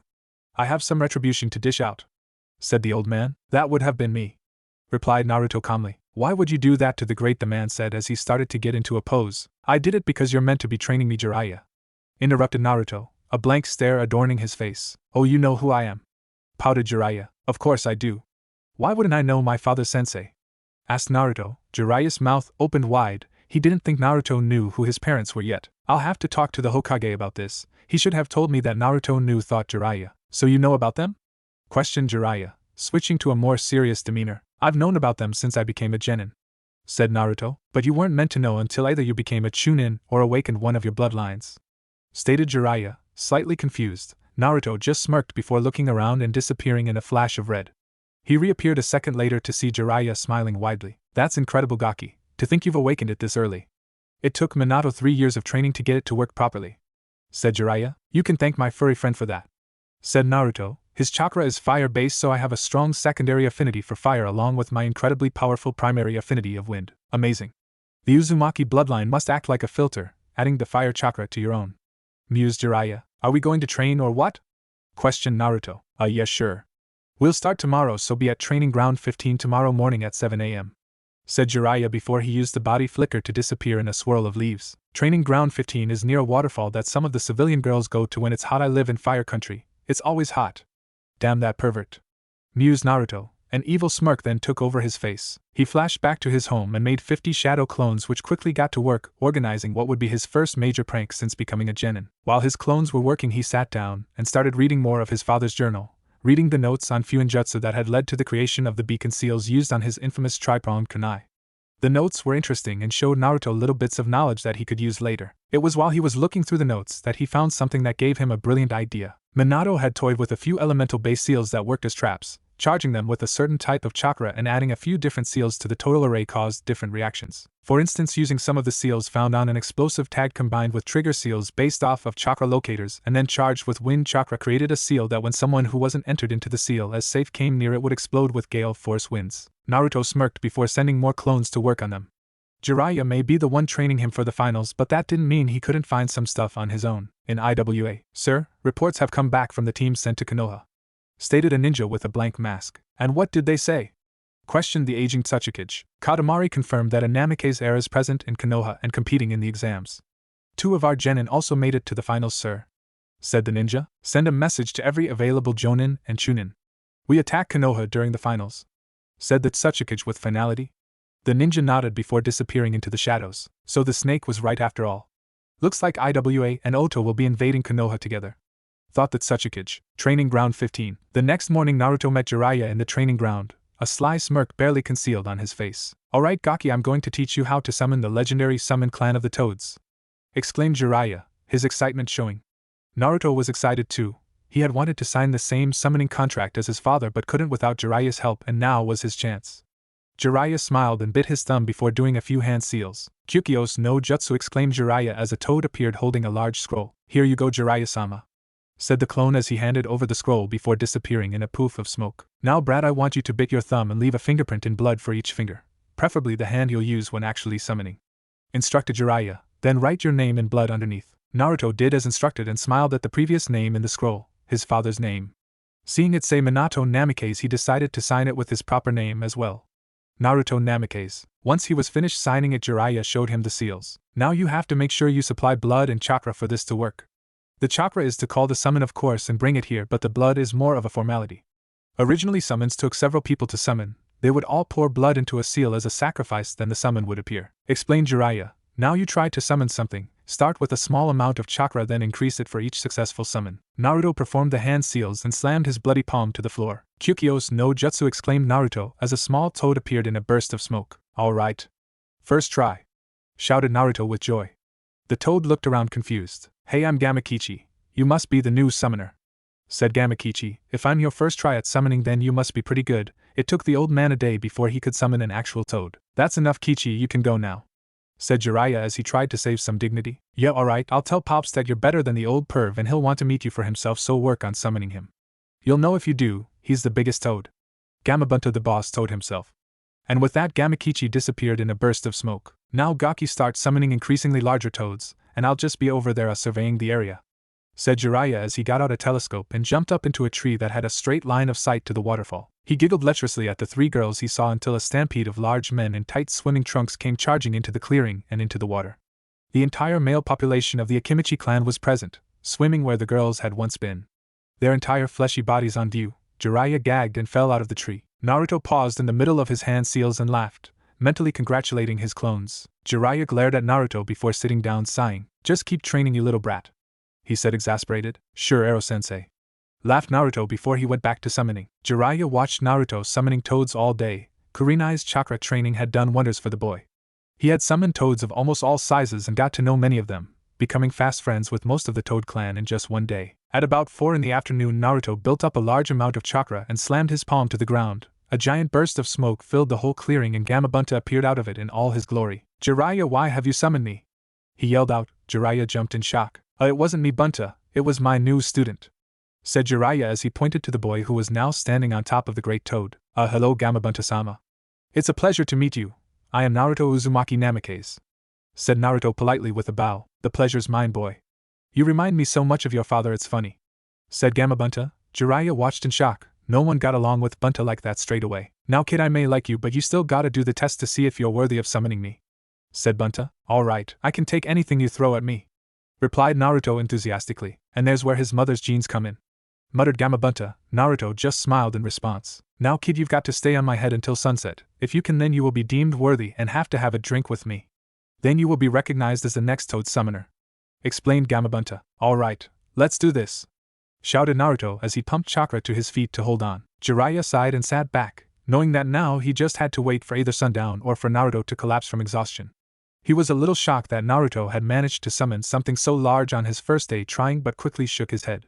He should have learnt long ago to never underestimate a Namikaze or Uzumaki. The rest of the day was spent with Naruto holding on for dear life whilst the great toad launched himself all over the forest surrounding Konoha. When the sun was setting, Naruto lost his grip and went flying into the air. In a last-ditch effort to make it to sunset, he threw a kunai with a beacon seal on it over Gamabunta. He didn't like his chances here. He hadn't been able to teleport to a moving seal yet, so this was going to be a test of his skills. As the kunai soared over Gamabunta's head, Naruto flashed to it and grabbed it out of the air before falling down onto Gamabunta's back. He grabbed on and watched as the sun finally went below the horizon. As soon as it was, he collapsed, falling from Gamabunta's back unconscious. Gamabunta grabbed him with his tongue and brought him back to Jiraiya. Had the kids good? I guess I'll have to wait for the drink though, said Gamabunta as he disappeared in a burst of smoke just as big as the one that had signaled his appearance. Jiraiya smiled before grabbing Naruto and taking his unconscious body home. Alright Gaki, today I'm going to start teaching you a jutsu your father created, said Jiraiya as he held his palm out. This is the jutsu your father created based off of the tailed beast's bomb. It's called rasengan, he cried out as an orb of rotating chakra appeared in his outstretched hand. He charged forward and slammed it into a tree, punching a hole straight through it. Naruto's jaw was almost reaching the floor. He had heard and read about the rasengan but had no way to learn it until now. Alright Ero-sensei. Teach me, Naruto called out excitedly. Alright Gaki, calm down. This took the Yondaime years to create and master, and it took me 3 months after he taught it to me before I mastered it, explained Jiraiya. When he saw that Naruto's enthusiasm didn't decrease at all, he sighed and pulled 2 water balloons out of a sealing scroll. This is the first step to learning the rasengan. Alright Naruto. Use your chakra to spin the water in the balloon until it pops like this. Jiraiya explained as he held the balloon in his palm. The balloon started to bulge randomly before exploding into a shower of water and rubber. Naruto watched intently before holding his palm out with the water balloon on it. He focused solely on the balloon and started channeling his chakra to it. The balloon started to wobble and move but didn't bulge randomly like Jiraiya's had. "Could you keep working on that while I go talk to the Hokage for a while?" Jiraiya said as his body flickered away. Naruto just shrugged before going back to working on the water balloon. Back at the Namikaze compound, hundreds of clones were sitting in and around the library. They all had various books on Fuinjutsu and Minato's notes. They were trying to find a way to properly draw the elemental seals. The main problem was finding a seal that would absorb the chakra and store it until its release. Every now and then when a clone found something interesting or finished what it was reading, it would dispel and the other clones would get the information. Out in the training field, more clones were sitting with calligraphy kits and sealing tags. They were continually working on seal designs that were relayed to them from dispelling clones. One of them picked up the seal it had just drawn. It wasn't what they were after, but it seemed to be just as useful. The clones smiled in triumph before concentrating and flashing to Naruto's position. The clones could always teleport back to the original because they shared chakra and thus had a link back to the source. Training Ground 15. The clone appeared and handed Naruto the seal it had drawn before dispelling. Naruto looked the seal over for a few minutes before smiling widely. He created a new clone and attached the seal to its back. The clone nodded before it started running. It ran back to the Namikaze compound and then kept running. Running through the forest that bordered the back of the compound. The clone was running so fast by this point that it was just a blur. Naruto went back to trying to burst the water balloon in his hand. Hokage's office. Jiraiya knocked on the Hokage's window and entered before a response was given. "Why didn't you tell me that he knew?" questioned Jiraiya. Hiruzen just smiled his grandfatherly smile. "Because I knew he'd tell you eventually," Hiruzen said, the smile never leaving his face. "Well, now I know why IWA has been freaking out as of late. I would freak out too if I found out that my greatest enemy had a son that was displaying a lot of his traits. Not to mention a bloodline to boot." Jiraiya said. "There isn't much that can be done now. If IWA think they can kill Naruto, then they have another thing coming. He is already frighteningly able with his father's bloodline, and if you add his clones to the mix, an army might just be a minor annoyance," Hiruzen stated, pride leaking into his voice. Jiraiya sighed before getting up to leave. "The brat thinks I'm here with the Hokage. I can get some research in before I go back to him," Jiraiya thought lecherously. Several hours, and several beatings by Kunoichi that caught him spying. Later, Jiraiya made his way back to the training ground. He arrived just in time to see Naruto burst the water balloon on his palm. Naruto smiled in triumph before collapsing to the ground, utterly exhausted. Or at least that's what Jiraiya thought. In reality, a faulty seal had just caused a large amount of clones to dispel, and the sudden influx of memories had knocked Naruto out. Jiraiya picked Naruto up and carried him to the Ichiraku ramen stand and waited for him to wake up. After a few minutes, Naruto started to stir. "Hey kid, there's ramen waiting for you," Jiraiya said quietly. Instantly, Naruto was wide awake and almost inhaling the bowl of ramen in front of him. Jiraiya chuckled, like mother like son. After several bowls of ramen, Jiraiya paid for the meal and then the two of them went their separate ways. Naruto headed home and Jiraiya headed towards the bathhouse in hopes of getting some more research in before they closed for the night. The rest of the month was pretty similar, Jiraiya teaching him the rasengan while his clones worked on seals. It took half of the month for the clones to develop a seal that would absorb and store the chakra, and the other half of the month to find people to fill the seals with elemental chakra. The first and second steps of the rasengan had been easy for Naruto, but the final step, control, had taken most of the month. He couldn't keep the chakra stable within the balloon without bursting it to pieces. He had to increase his chakra control exponentially with advanced chakra control exercises and a lot of meditation. But at the end of the month, Naruto could hold one hand out in front of himself and summon forth the destructive power of the rasengan to devastating results. The arena. Naruto arrived on the arena floor 2 hours before the scheduled start. He smirked when he saw it deserted and started working his way through the mock battleground, placing seals in places that he could use later but wouldn't be disturbed in any other fights. Once he was done, he went and waited at the gate for the others to arrive. Everyone but Sasuke made it to the arena on time, and so they went inside and stood in the center of the arena. The proctor looked them over and smiled, giving them all a discreet thumbs up. "Don't look around, guys. You're on show here today, so everybody's watching," he said, although they saw that it was a different proctor from the preliminaries. "What happened to Hate?" questioned Naruto. "He couldn't make it today, he's in the hospital. My name is Genma, and I'll be the proctor for this portion of the exams," Genma explained. "Now once the Hokage has made his opening speech, can you all make your way through that door over there and up to the observation decks? Neji and Tsuyoshi, please remain here though." Naruto looked at all the assembled Chunin hopefuls and noticed that there was one missing. "Great, Sasuke is running late. He better be here for our fight. I'm not going to miss out on a chance to test my seals against the Sharingan," thought Naruto. Up in the Kage box, Hiruzen looked at the Kazekage as he sat down in the seat prepared for him. "Long trip, Kazekage-dano?" he questioned. "Yes, Hokage-dano. It's a good thing you didn't have to come to Suna though, you might not have made the journey," said the Kazekage. "I'm sure he would have been fine," I made it here after all, and we're the same age, said the Tsuchikage as he walked into the booth. Ah, Tsuchikage Dano, what a pleasure to see you, said Hiruzen as he eyed Inoki's bodyguards, one a large man and the other a thin girl. Is that your granddaughter Inoki? She's grown so much. Yes, that is my little Kuratsuchi, Inoki responded as he lowered himself into his seat, rubbing his back as he did so before whispering, "Oh my back, all this bloody traveling." Hiruzen smirked before standing up to address the crowd with chakra-reinforced words. Welcome esteemed guests and citizens of Konoha to the Chunin selection exams. I know you have all been waiting for this moment for a month, so here they are, the best of the best that these 3 villages have to offer. Now let the final portion of the exams begin, he yelled. The crowd cheered in excitement as the genin in the arena made their way to the observation decks. The first fight is between Neji of the Hyuga clan and Tsuyoshi Nanami, said Genma. He watched as the two got into their respective fighting styles. He jumped out of the way and yelled, "Begin! You should surrender now, IWA scum. You are from a village of failures. Your fate is already decided. I will be victorious." Neji scoffed. Tsuyoshi just narrowed his eyes as he performed a series of hand seals. Doton, rock spear jutsu, he called out. A spear of rock launched out of the ground towards Neji. He just activated his Byakugan and knocked the spear out of the air with a quick Juken strike. Neji scoffed before launching forward and engaging Tsuyoshi in taijutsu, or attempting to. Tsuyoshi launched himself backwards and out of Neji's reach as he started doing hand seals. Upon landing on the ground, he yelled out, "Doton, stone armor." The earth answered his call and coated him in a layer of thick stone. Are you really so arrogant to believe that reusing tricks from the preliminaries will work on me? Questioned Neji. I only have to hit you once. The new stuff can wait for a harder opponent. Grunted Tsuyoshi. That was a foolish move, said Neji as he crouched down. You are within my range of divination. Juken, 8 trigrams 64 palms. He yelled as he suddenly started lashing out with his fingers.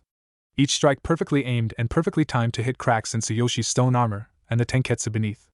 Each strike caused pieces of stone and dirt to fly away, leaving vulnerable flesh. When he was done, Tsuyoshi was left without his armor but still able to control his chakra. He went through a series of hand seals before sinking into the ground. Neji just watched the ground with his Byakugan, waiting for his chance. He suddenly sent a chakra-laced palm strike into the dirt beneath him. Muffled screams were heard as the ground shook slightly. Neji started walking away until the ground ruptured and Tsuyoshi launched out, his eyes gleaming with madness. A large chakra burn was visible on his cheek, and with a defiant laugh he started a series of hand seals. Doton, earth and murder! He screamed as the earth started to heave and contort. Hands made of stone and dirt launched at Neji, who just looked on in shock. As the hands came close, he hardened his expression before starting to spin. Katen, he called as a dome of chakra blasted the hands away. Once they had stopped, Neji launched out of the chakra dome with glowing fingertips. He struck mercilessly at Tsuyoshi, each strike landing with deadly efficiency, ending with an almost lethal strike to the lung. Tsuyoshi was unconscious before he hit the ground. The crowd exploded into cheers for Neji. The Hyuga section stared in shock. Neji had casually displayed 2 of their most prized techniques that he had taught himself, without so much as batting an eye. Maybe it's time I tell him about his father, thought Hayashi. Winner Neji Hyuga, called Genma as Neji walked back to the competitor's booth. Tsuyoshi was taken out by medics. Will Naruto Uzumaki and Sasuke Uchiha please report to the arena? Yelled Genma. Naruto appeared in a blur of speed. Sasuke was nowhere to be seen. If Sasuke Uchiha hasn't arrived in 5 minutes, he will be disqualified from the Chunin selection exams. Genma yelled when it became apparent Sasuke hadn't arrived yet. Naruto sat down under a tree as they waited. The crowd started to get restless until, with only 30 seconds left, Kakashi and Sasuke appeared in a body flicker. Hee, sorry, are we late? Kakashi asked. Genma glared at him. Kakashi scratched the back of his head before body flickering up to the stands. Naruto Uzumaki of Konoha versus Sasuke Uchiha of Konoha. Begin! Yelled Genma as he jumped away. Naruto yawned as Sasuke glared at him. Give up, Dobe. With my Sharingan you have no hope of winning this match. Sasuke gloated. That is until Naruto appeared behind him and delivered a brutal kick to the side of his ribs. Maybe I should give up, your Sharingan is so powerful I won't even land a hit on you. Naruto mocked. Oh wait. Sasuke glared at Naruto and activated his Sharingan. Foregoing any more insults, Sasuke launched himself at Naruto, hoping to catch him off guard. He thought he had gotten lucky when he felt his fist collide with something, only to be disappointed to see a log where Naruto had been. One thing about those eyes of yours that I really hate, I can't use jutsu for fear you'll steal them. So I came up with something better to keep your Sharingan at bay. Naruto smirked before putting his hands in the ram's seal.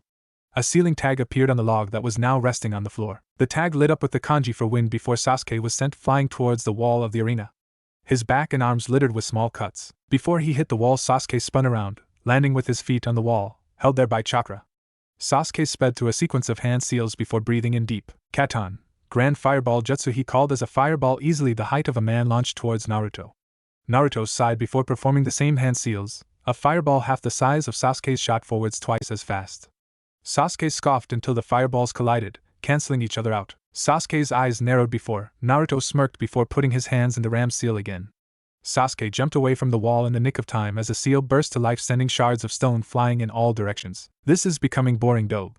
Sasuke scoffed as he started charging his chakra. I agree, laughed Naruto. Chidori, screamed Sasuke as lightning burst to life in his palm. The sound of thousands of chirping birds filled the arena. Naruto watched him come. When Sasuke got close to Naruto, he was stopped dead. His body was being pushed back by a violent wind that appeared out of nowhere. The lightning chakra in his palms simply dissipated. How are you doing this, dope? You didn't use a jutsu or a seal. I demand you tell me, screamed Sasuke.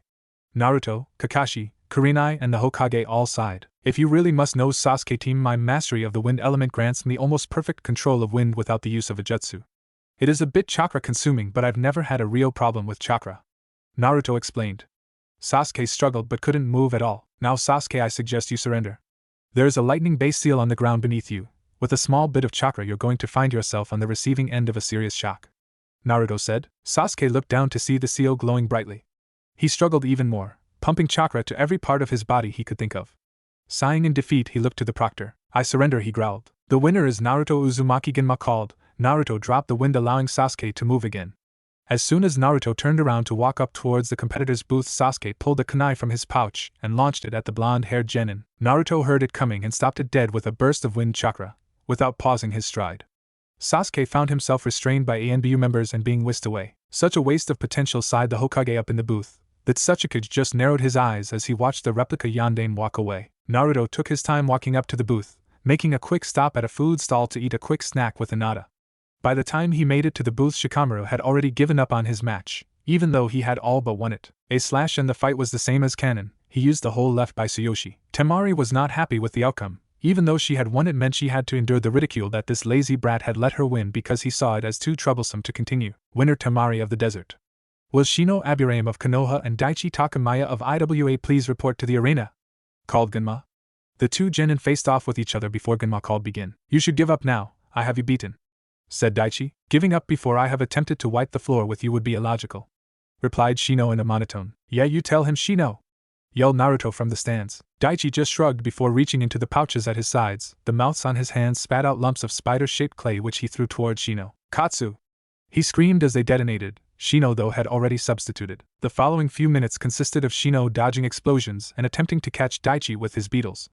Neither tried to engage in taijutsu as they both knew it would be potential suicide getting that close to the other's abilities.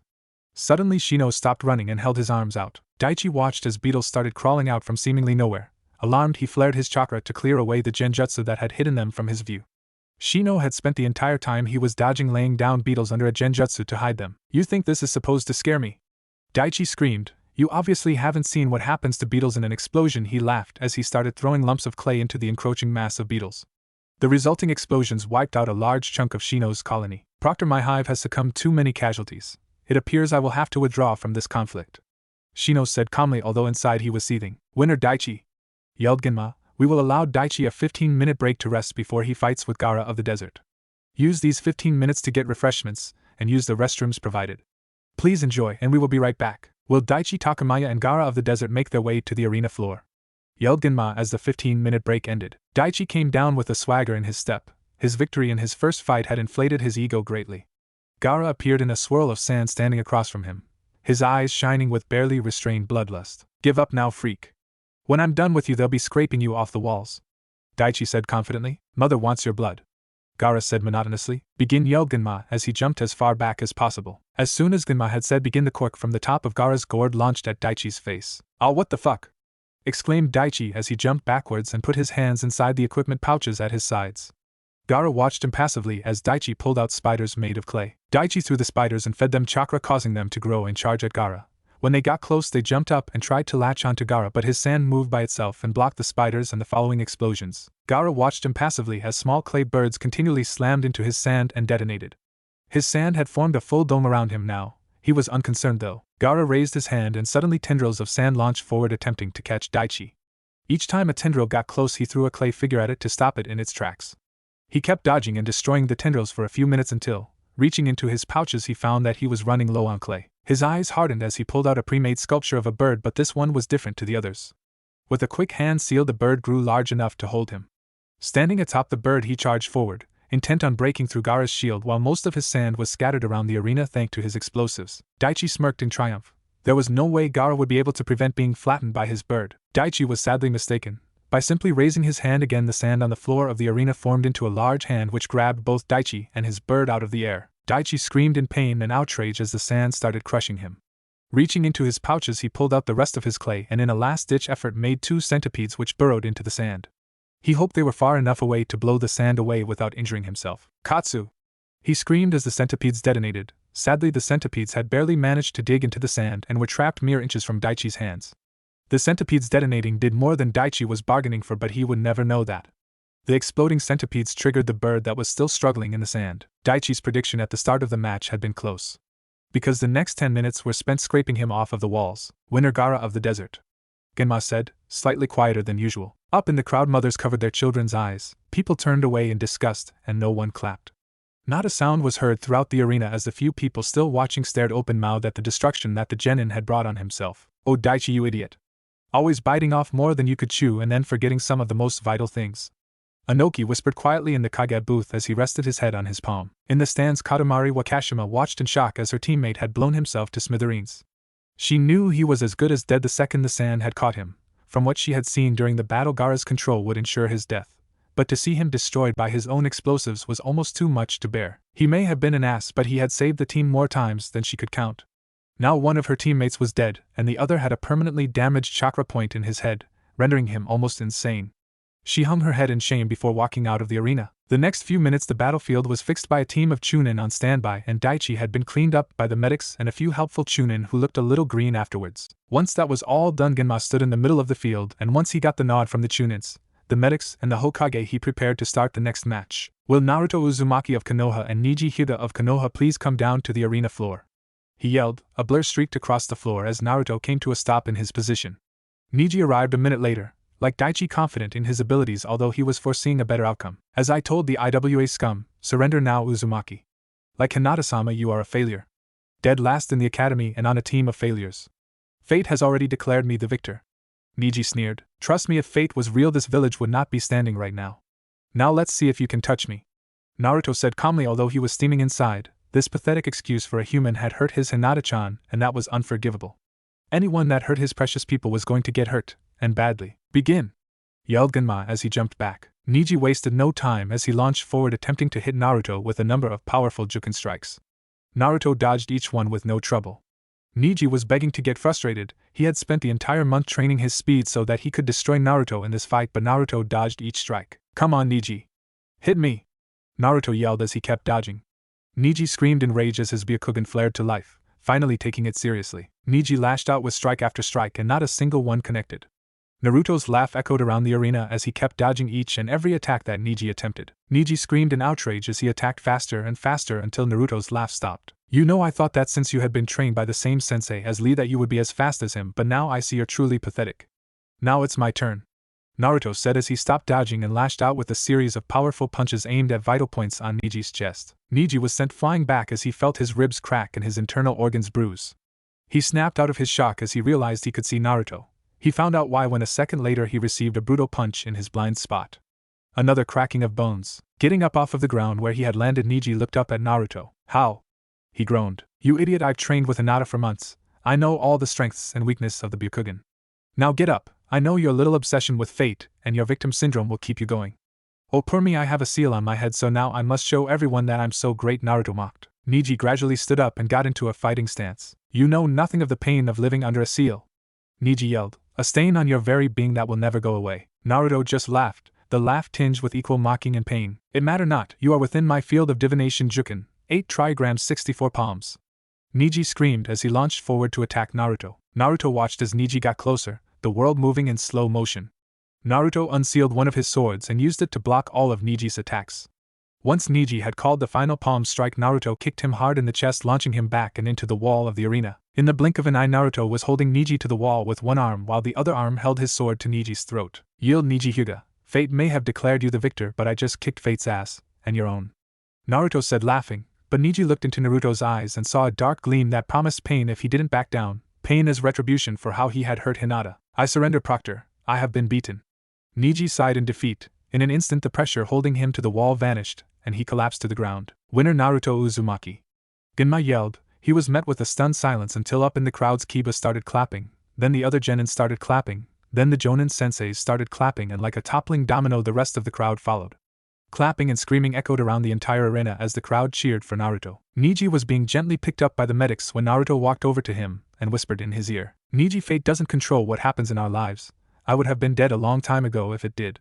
Never stop fighting for what you believe in. If you believe your clan can become united as Hinata does, then you should fight with her, not against her.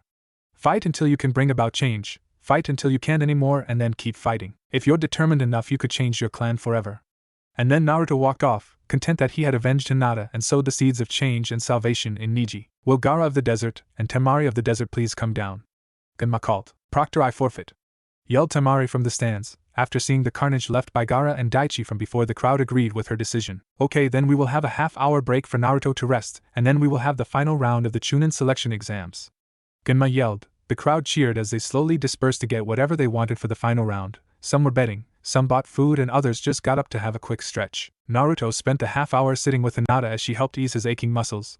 The devastating attacks he had landed on Neji had had some backlash, and he was feeling it now that the adrenaline from the fight was gone. "I think I'm going to have to go all out in this fight, Hinata-heim," Naruto whispered. Hinata knew what that meant. He would use any jutsu at his disposal and try his hardest to survive. "Don't worry, Naruto-kun, I believe in you," Hinata whispered back. "Thank you?" Naruto whispered, his smile stretching from ear to ear. "Will Naruto Uzumaki of Konoha and Gaara of the desert please report to the arena?" yelled Genma as he prepared for the final battle. Gaara and Naruto appeared at the same time, facing each other. Naruto with a face of grim determination and Gaara with bloodlust showing in every feature of his face. "Mother will have your blood, Uzumaki. You will prove my existence," Gaara said with a maniacal glee. "Tell your mother she can have it, I'm using it," Naruto answered back. "Begin," yelled Genma as he got out of the way. Gaara didn't waste any time, his sand exploding around him into tendrils that tried to grab Naruto. Naruto unsealed his sword, started swinging them at every single tendril that got too close. "Time to go on the offensive."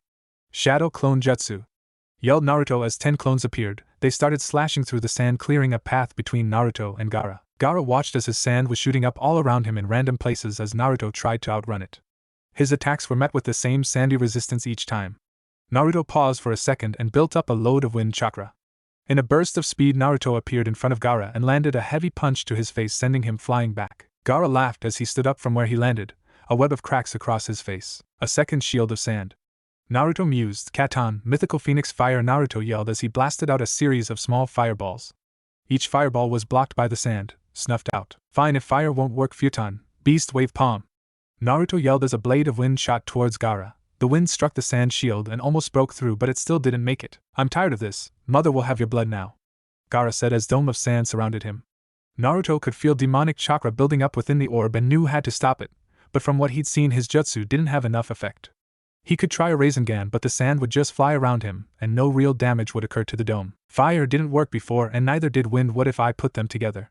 He thought as he jumped back and started gathering chakra. The crowd watched with bated breath as Naruto suddenly bolted upright and started doing hand seals. "Shakuten, piercing heat," he cried as a beam of light shot out of his hand. As it hit the sand dome, it slowly started turning it to glass. The sand shinobi present watched in shock as an extinct bloodline from their village was being used to break an unbreakable defense from their village. Once Naruto could see through the dome, he held his palm out in front of him and started creating a rasengan.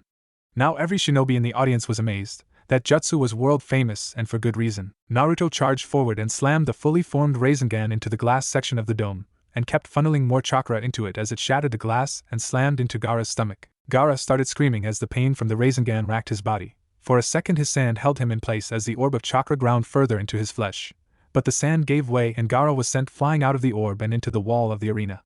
His stomach was riddled with chakra burns and cuts where the rasengan had been grinding. "What is this feeling?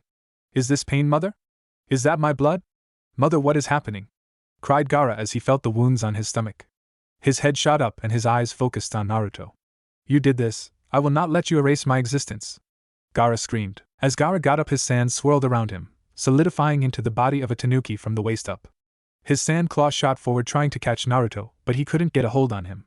Naruto dodged the sand arm and slashed it off with his sword.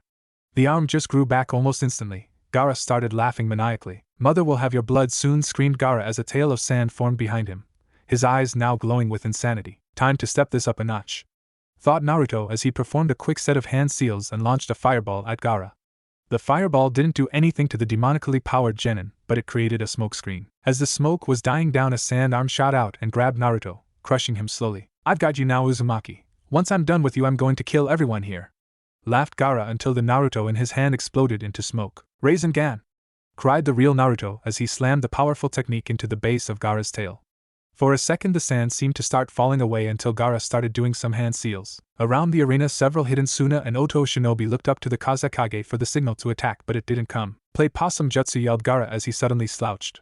Naruto watched in shock as all the sand in the arena swirled around Gaara, clumping around him, forming the giant shape of the Ichibi no Tanuki, Shikaku the Sand Spirit. Naruto looked up to the Kage booth and saw the Hokage nod slightly to him. All around the arena A and B were preparing to intervene. "Do not interfere yet," yelled the Hokage. The crowd was shocked that the Hokage would order that. "I'm free!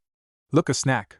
screamed the insane Tanuki. Naruto looked at the giant form of the Ichibi and saw Gaara sleeping on the forehead of the beast. "So I gotta wake him up," thought Naruto. "Come here, little shinobi. I'm hungry," called Shikaku as swung a giant hand made of sand down at Naruto. The hand was blown apart, revealing Naruto with a slight red glow around him holding his sword in the air. "You wanna dance, Sandy? Then let's dance!" yelled Naruto as he created an army of shadow clones. The clones started running up Shikaku's legs using wind chakra-powered slashes to distract Shikaku. While they were doing that, the real Naruto had pulled a strange-shaped kunai out of a seal in his sleeve. In the audience, a few more perceptive shinobi saw the three-pronged kunai held in Naruto's hand and gasped in shock. He wasn't about to do what they thought he was he? Their question was answered as Naruto got a clear shot straight up and launched the kunai up above Gaara, using wind chakra to propel it. "Flying fire god!" screamed Naruto, loud enough to be able to be heard over the fight. "Huh! Drilling wind bullet!" yelled Shikaku as he slammed his fist onto his stomach and blasted a bullet of air at Naruto, but was shocked, as was everyone else, as Naruto disappeared in a flash of red and appeared above. Naruto screamed as he slammed his fist into Gaara's chin. Gaara's eyes snapped open and the sand started collapsing around the two of them. "No! I just got out. No fair!" screamed Shikaku as his consciousness was sucked back into his seal. Gaara plummeted to the ground. Naruto threw the kunai back down to the ground, faster than Gaara was falling. Arriving in a flash on the ground, Naruto looked up and caught Gaara before he could slam into the ground. "Why? How?" groaned Gaara. "I saved you because we are alike. Both children of Kages resigned to the life of a monster, because of the demons we contain. I was hated like you, and would have ended up like you if it hadn't been for a few precious people that saw me for who I was and not what I held. I grew strong because I vowed to protect them, and they love this village, so I protect this village even if they want me dead. True strength doesn't come from confirming your existence or killing. Strength comes from protecting those precious to you," Naruto explained as he placed Gaara down on the ground. Gaara looked confused, but the words had seemed to have taken hold. He smiled before slouching and beckoning to Genma. Genma prepared to call the fight in Naruto's favor when he was beaten to it by the Hokage himself. The winner of the Chunin selection exam's final portion, Naruto Uzumaki Namikaze, he yelled as the crowd erupted into cheers and cries for forgiveness. "Is that enough evidence for you, Inoki?" the Kazekage said out of nowhere. "Yes, it is. Keep up your end of the bargain, Snake," Inoki replied. A genjutsu suddenly dropped on the cheering crowd, causing the civilians to lose consciousness, and some of the weaker ninja as well. Hiruzen found himself dragged up to the roof by the Kazekage as Inoki floated out over the walls of Konoha. Waiting for him was an army of shinobi, the likes of which hadn't been seen since the last great ninja war. Naruto's victory was cut short as explosions rocked the walls of the village. He watched as people in the stands dropped unconscious from a wide-range genjutsu. As he started to feel drowsy, he pulsed his chakra, snapping him awake again. Across the arena, Temari and Kankuro appeared next to Gaara, picking him up. "We're leaving," Gaara said monotonously. "But the plan?" questioned Temari. "The plan will fail. We are returning home." "I have a lot to think about," Gaara said calmly. His siblings nodded before darting out of the arena and away from Konoha. Naruto watched them go before joining the fight, fighting alongside Jonin ninja and keeping pace, his swords leaving a trail of blood and death. As he quickly killed another Oto ninja, he felt a sudden pull. Knowing what it signified, he signaled Genma that he was going. Genma nodded as Naruto disappeared in a red flash. Naruto looked at what was in front of him and gasped. Turning around, he saw Hinata clutching a broken arm with several small children behind her. Among the children were the Konohamaru Corps. "Naruto-kun, I was escorting these guys to the shelter when we were attacked by that," Hinata said quietly. Naruto looked at the attacking thing. It resembled a man but had what looked like rocky outcroppings bulging from his body.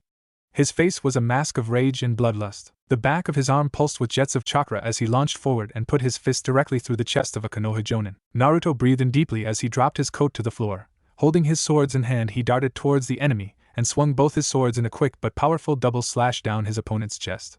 The result was the boy screaming for a second as the wounds healed. Hell, looks like this might be a challenge, stated Naruto. More like a bloodbath, screamed the monster as he charged at Naruto, only to miss as Naruto appeared behind him in a flash. Outside the walls, Kabuto slowly rose from the ground next to Inoki. Yugo has attacked the Namikes.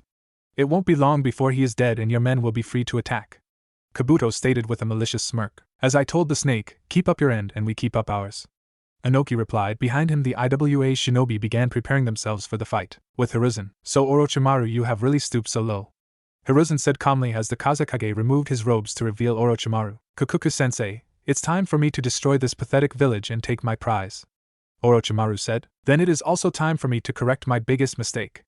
I hope you have made your peace with Kami, as I plan to kill you before this day is through, Hiruzen replied. Orochimaru smirked as he started doing hand seals. He slammed his palm onto the floor and 3 coffins appeared. They had the kanji for first, second and fourth on them. Shuriken Shadow Clone, yelled Hiruzen as he launched a single shuriken that multiplied into 50. He succeeded in only stopping the coffin labeled fourth. No matter, these 2 should be more than enough to defeat you, Orochimaru smirked as the lids of the coffins dropped, revealing the revived forms of the first 2 Hokages, the Senju brothers. With Naruto, Naruto could hear the sound of distant battles as he struggled to continue dodging the super-powered strikes the Yugo was launching his way. Stop running and fight me, coward, screamed Yugo as he started drawing in more nature chakra, causing his transformation to increase. Naruto was worried. He couldn't engage in taijutsu as the brute's strength was enough to demolish buildings. He couldn't perform too many of his ninjutsu as the children and Hinata were still behind him and could get caught in the crossfire. Genjutsu was definitely out. That left just his kenjutsu, and sadly that had proved ineffective as well. Naruto grit his teeth as he went on the offensive, appearing behind his opponent and slashing with his swords before teleporting again and slashing again. Yugo was stuck spinning on the spot trying to find his elusive foe. The repetitive strikes were beginning to annoy him, but he was still healing rapidly. You wouldn't mind giving me a clue as to how I'm supposed to beat you? Questioned Naruto as he dodged a fist that was now occupying the space his head had been. I'll take that as a no. Take it as a death wish, screamed Yugo. Naruto went back to dodging as Yugo started moving faster, still not as fast as him but fast nonetheless. Naruto looked into his equipment pouch for a second and saw something he had forgotten about, a seal that his shadow clone had been charging all month. Pulling it out, he wrapped it around his hand before charging towards Yugo. Yugo smirked as his prey came running to meet his doom. He was shocked when Naruto appeared in front of him and landed a punch that sent him flying backwards. His chest caved completely in. Kinetic energy storage and release seal was definitely a good idea, Naruto thought. Naruto was cut out of his musing when a monstrous hand clasped his arm. With a gasp, Naruto felt something happen, a link between the 2 of them. Looking to where he was grabbed, he saw that the monstrous hand was now normal, and the curse seal on his own arm was glowing slightly. Yugo watched as slowly his arm, and then his chest, and slowly the rest of him turned back to normal. When it was done, he sat down and looked at himself in amazement. You stopped it, you absorbed all its chakra, gasped Yugo in amazement. That shouldn't be possible. Unless is that from Orochimaru? Naruto could only nod dumbly as his enemy suddenly stopped attacking and started talking. I must thank you, not many people can stop me when I am in that state. I am truly sorry for attacking you. Yugo started walking away. What? Questioned Naruto. Yugo looked at him and smiled before he walked away and towards the gate. Well, that was strange, Naruto said as he looked over at Hinata. She was obviously in pain. Crossing his fingers, a group of shadow clones appeared. Each clone grabbed one of the children with Hinata and dashed towards the shelters. Naruto himself grabbed Hinata and in a flash of red they were standing in the hospital. Naruto kissed her on the forehead before placing her down and into the care of a shocked nurse. Be careful, Naruto-kun, Hinata said. Of course, nothing is going to stop me from coming back to you, he said sincerely. In a flash he was gone, back to join the fight. He appeared on the walls of the village next to Jiraiya. 3 giant toads were fighting against a large 8-headed snake. Hey Ero-sensei. I was just attacked by some crazy guy. He touched the curse seal on my arm and his power got absorbed, Naruto said. Jiraiya looked away from the battle and grabbed Naruto's arm. When did you get the curse seal? Why didn't you tell me? It could be extremely damaging.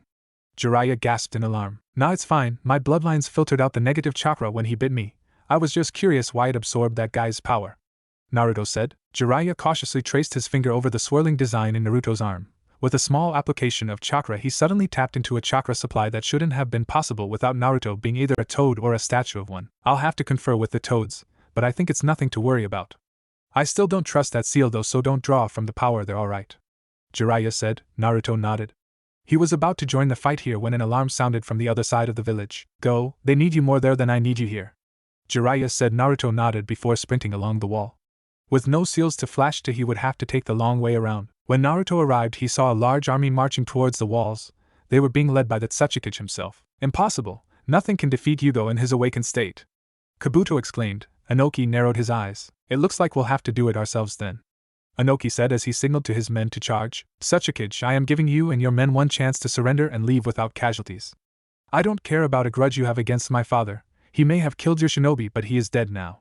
Your little revenge scheme is pointless and will cause more casualties than you can hope to deal with. Naruto yelled calmly. You don't scare us, boy. You will pay for your father's crimes against the people of IWA. Yelled Inoki in response.